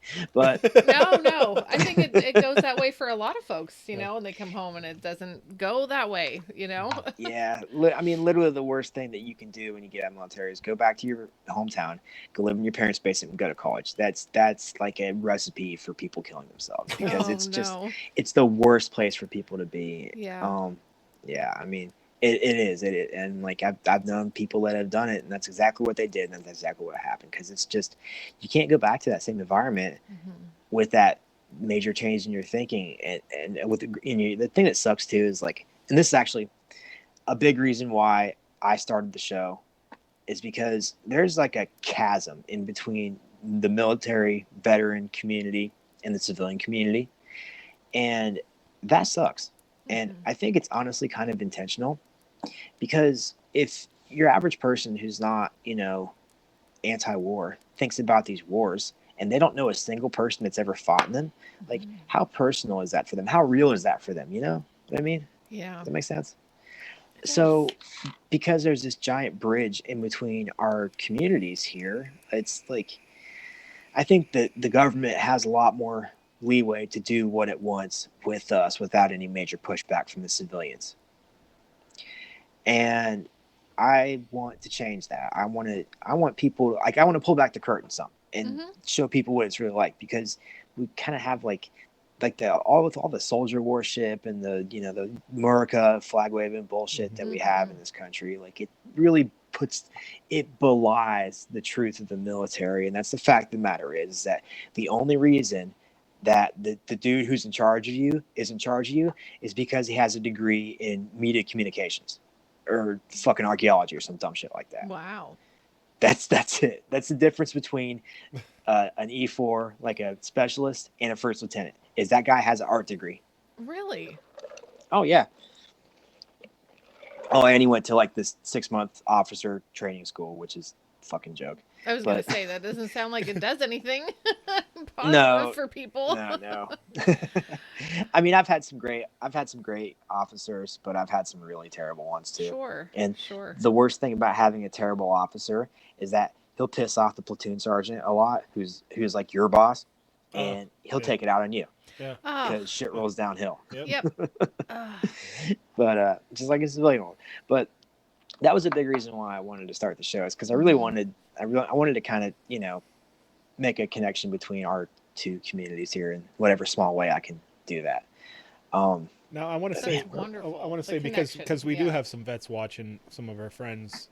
What is a good recipe for after you leave the service?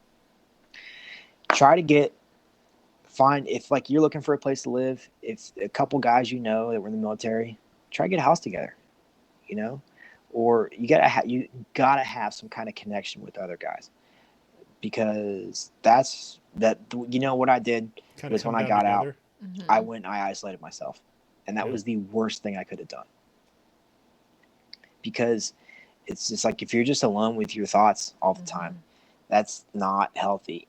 And the thing that sucks, because we have that divide, unless you have like a military family, like I never could have talked to my dad about any of this type of stuff. We just don't have that type of relationship. Yeah. I mean, maybe some families do, but I don't think that a lot of father-son relationships are really conducive to that kind of sharing. Yeah. So if you get out of the military and you go to college and you live in your parents' basement, like who do you got to talk to? Your friends that were from high school that are still in that town, they're gonna ask you all these stupid fucking questions. Like, you're gonna have to answer like you're gonna have to tell them what an MRE is for the 1000th time you've answered that question, or they don't know where you've been. Yeah. Right. Yeah, and it's not their fault, because it's just not an experience that people have a hard time but kind of grappling with the concept unless they've experienced it. Yeah. I'm not saying it's impossible to kind of have some empathy for somebody, but it's just, I don't know. The best way I can sum it up, and I'm not trying to sound like a douchebag on some kind of high horse, because I don't want people to look at me any differently because I was in the military, because it's just, it's just a job at the end of the day. But also, that's a very weird situation. like weird and Yeah. the most like dynamic use of the word to be. Yeah, it's that's very weird. it certainly can be, but the thing is that if I was should kind of if I was to just complain to you guys about something in the military, I would probably have to set it up and probably have to explain a few things or explain some acronyms or explain why this thing should not be this way or is this way or whatever. And it it kind of kills the joke in the in the meantime. Yeah. So that would be going back around full circle 10 minutes later. This That's my is how we advice roll. is you gotta have a support group. It's got to be your peers. If you got friends that like we're in your unit and you're getting out, you can get a hold of them, you can hang out, that's perfect. If not, you got a couple other options. You can go, I mean literally, like you can go to the VFW. And I'll tell you this much, with me and my friends, like back when I was really having a lot more trouble, because I've come a long way. I mean, I've been out for over 10 years at this point. So I've had a lot of time to heal, because that's the other thing too. Time does heal wounds. It really does. But the thing is that if you don't know anybody, or you don't have anybody you can talk to, you can go to the VFW. And with my friends and I wouldn't even have to say anything. Like if I could just go to and sit down next to one of my buddies, and just know the fact that somebody else exists that understands like you like what you're going through is good enough sometimes. Yeah. And I mean, if you need to talk, like we can talk. Typically when we talk about serious stuff like that, it's after fucking killing a bottle of Jameson or something like that. That's typically when those conversations happen. When it gets heavy. But Yeah. but or even just about fucking, it doesn't have to, like I said, it's not necessarily about combat. It's just it's like going to a stop sign in a car and just stomping on the brakes and pulling the e-brake. That's what the transitions of being like. And it's just, I don't know, it's just hard. Like one thing that kind of really is a big shock for people is like people in the military, they tend to just people kind of stay in their lane. Like they essentially like know where their place is, like what they're supposed to be doing, like what they are. And people, we all kind of have like rules about decorum and stuff like that. But in the civilian world, you could be in line at the gas station and somebody could just be like right up in your shit, like breathing down your neck and like just fucking just throw an elbow behind you. Yeah. But obviously you can't do that. This is but unacceptable. A small example. So anyway, going to VFW is one option. And I'll tell you what else. If you do have vets in your audience and you're listening, if they don't have anybody to talk to, they can DM me. Yeah. Anybody, I'm more than happy to talk to them if they're having a tough time. Thank you. And thank you for absolutely, hey, it's the least I can do. Because at the end of the day, first off, the best way to get a hold of me is on Twitter. That's at Statist, STATIST, quo, pod. And DM me anytime, night or day. Be more than happy to talk to anybody that's having a hard time. Because here's the bottom line: is that the truth is that all we got is each other. I mean, the state doesn't give a fuck about you. The VA is a fucking joke. Other people might want to help you, but they might not know how. I mean, it's not like it's. I don't want people to think like, oh, it's such a hard time being a veteran. Nobody cares about me, and I just, nobody understands. That's not what I'm saying. I'm not trying to be like. It's just different. I don't know that experience. Exactly. Yeah. I don't know that or how to ever even. No, because there's a lot of like in the community, a lot of people like straight down to fuck the troops, like what they're doing and whatever. And I've never gotten that far. Like I've come from the right wing where I was just like I'd stop them at McDonald's and say thank you for your service. Oh, I remember those days. But the lowest I ever got was maybe just pity to being misled, to our whole society just saying this is how you're a hero, and then them wanting to pursue that track, and then like you saying like, what the fuck is this? What are we doing here? Right. But I can I cannot relate to being 1,000 miles away, even if you do believe in what you're doing and doing what you're doing. Like I can't even imagine what I can't even imagine the life of a cross country trucker, let alone going off on deployment. I also think it's kind of unfair to ask somebody to do that too, because it's honestly, like when I talk, sometimes I'll talk about serious shit on the podcast. But there's things I will never say on there. But the thing is, like, if I like go talk to my girlfriend about something serious, I feel like I'm wearing this giant rucksack, and I tell her about it, and I just like it's almost like I take it off and I hand it to her. I'm like, here, hold this for a minute, Mm-hmm.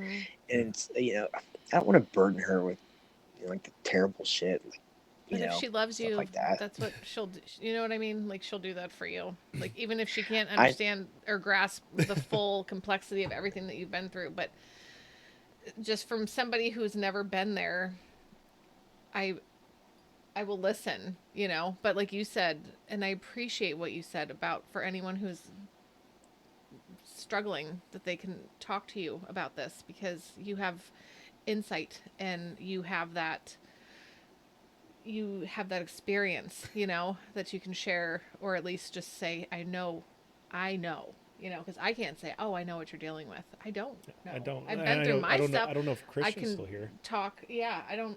But he just came back, and I'm like, so what are you doing now? And he's like, well, I'm doing this, and it's like it's just a little bit of like I have no insight, but it also hit me like I'm like, yeah, you're back in the States, and I'm like, holy shit, but wait, this is probably really fucking hard, Like, what are you doing now? Like, yeah.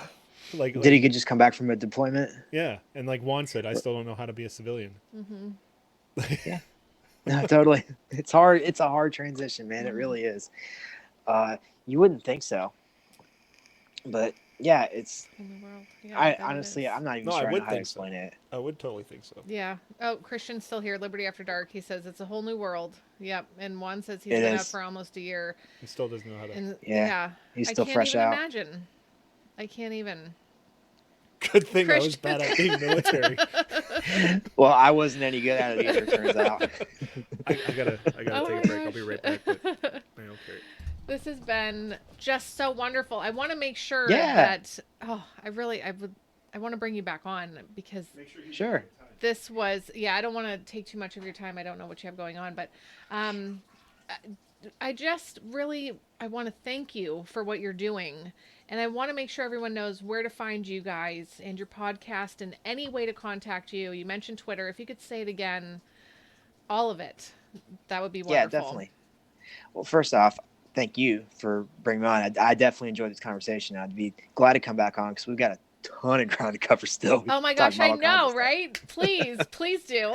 Yeah, we just barely scratched the surface. So yeah, if you wanna find the show, everything's at thestatistquo.net. That's home base. That's where you find episodes, all of our articles and blog posts. I've written a couple of things. They appear on Libertarian Institute and stuff like that. And all of the medical stuff we're about to be doing, it's going to be there too. So that's thestatistquo.net. And if you want to get a hold of me, Matt, you can either shoot me a DM on Twitter, which is statist, STATIST, quo pod, or, you can shoot us an email, thestatistquo@gmail.com, spelled the same way. And also, I would say don't use the comment section on the website because I'm terrible at checking it, and so is Nick. But if you want to talk to me, Matt, who's the host of the show, that's the best way to get a hold of me. My partner, Nick, who also runs the show with me, he is holding it down on the Facebook page. So if you're talking to somebody on Facebook, it's not going to be me because I'm not on Facebook. Oh, okay. Have you guys had any, I want to ask, have you had any issues with censorship at all with, across any of the platforms at all? Have you... we're pretty low profile. We're pretty small potatoes. We fly under the radar, but I know Nick used to buy ad space on Facebook for the show, and there was a ton of times where they would not let him boost the posts. And the crazy thing was we had one show that was about Iran, and we had a real general description. It was like, today Matt talks about the possible conflict coming in Iran and why it'd be a terrible idea for the U.S. military to start this. That's what the description said.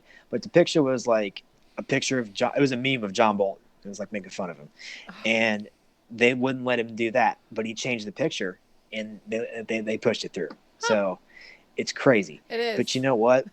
NATO and the Atlantic Council, which is the pro-NATO think tank, that's who helps Facebook with their censorship stuff. Ugh. How about you guys? You guys have any problems with that? I got Zuck today. Dave just got his first. Dave just got his first 30-day ban. But Damn. my only ban is live streaming. I can post, comment, chat. I can do everything, but I'm not allowed to live stream for 30 days. On That's a crazy. post that I posted on my private page 7 years ago. So they're out there nitpicking every little thing now. I'm like, I Yeah. don't know. Have I made it? Does that mean I'm popular? That you went back You've in my arrived, profile bro. 7 You've years arrived, to find yeah. something? Like, 7 years ago, Yeah. 2012. It was a post. It was an old meme about. It was a picture of like a Nazi army or something, and it said, "Never underestimate large groups or stupid people in large groups" or something. Yeah. That's pretty mild to get banned for. Yeah, Yeah. but it was Jeez. just because in the corner you could see the Iron Cross or whatever they were holding up. Oh, my and goodness. it was enough to catch the But algorithm. 7 years later, at 5:00 tonight. Yeah. He's just- Right on stream night. Yeah, yeah. Once a week when Like, we do our stream. How weird. Yeah. Unbelievable. I am so glad you came on. I cannot wait Yeah. for you to come back, and I'm gonna go Absolutely. listen to the podcast. Even And if, tell Nick we're going to bring him on too. oh, please, Yeah. please. You guys got to talk to Nick. Maybe get both of us on the next one. Yeah, definitely. Yes, absolutely, absolutely. Evidently, I got to work on some of my stuff. I don't know what happened. with Am my I? audio. Is there swearing on your guys' show? It is Okay. extremely explicit, so Okay. definitely do not listen Not to it in front of your listen- kids. Okay. All right, I'll put these in. Yeah. You know what? Dave's on vacation right now, so that's Yeah. a good time for me to just Yeah, walk around. I'll run interference. Yes. Because they're always like, Perfect. we're hungry. Can we have this? Can we have this? And I'm like, you guys just ate.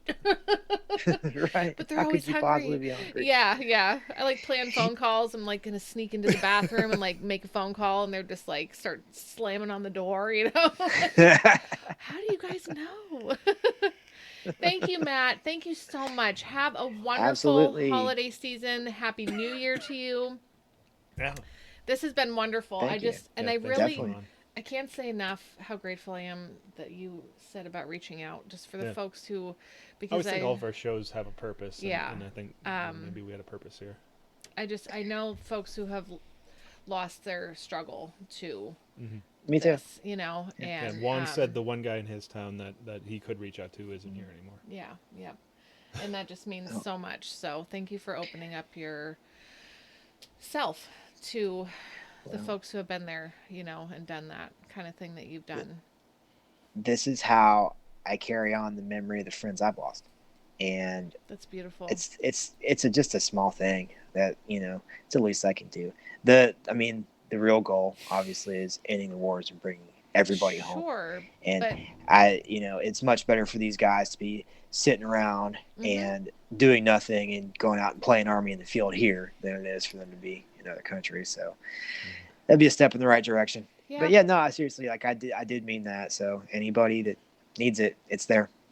Yeah. Thank you. Thank Definitely you. check out the Absolutely. podcast, yeah. I can't wait to have you guys back. Yeah. Thank you, Celeste, Definitely. so much for Hooking us up, yeah. yes, absolutely. Have a wonderful evening. Thanks, guys. You too. Thank you. Sick. Bye. See you. I'm so glad that worked out. I was so nervous when it wasn't Yeah, working in the yeah. beginning, and I'm so glad he switched over to his phone. That was so great, Still don't guys. know what's going on with my audio. Did I have mic one on all the time? I have like Whatever. goosebumps. That was sick. That was fun. That was. Yep. Mm. Oh, Josh, you're so funny.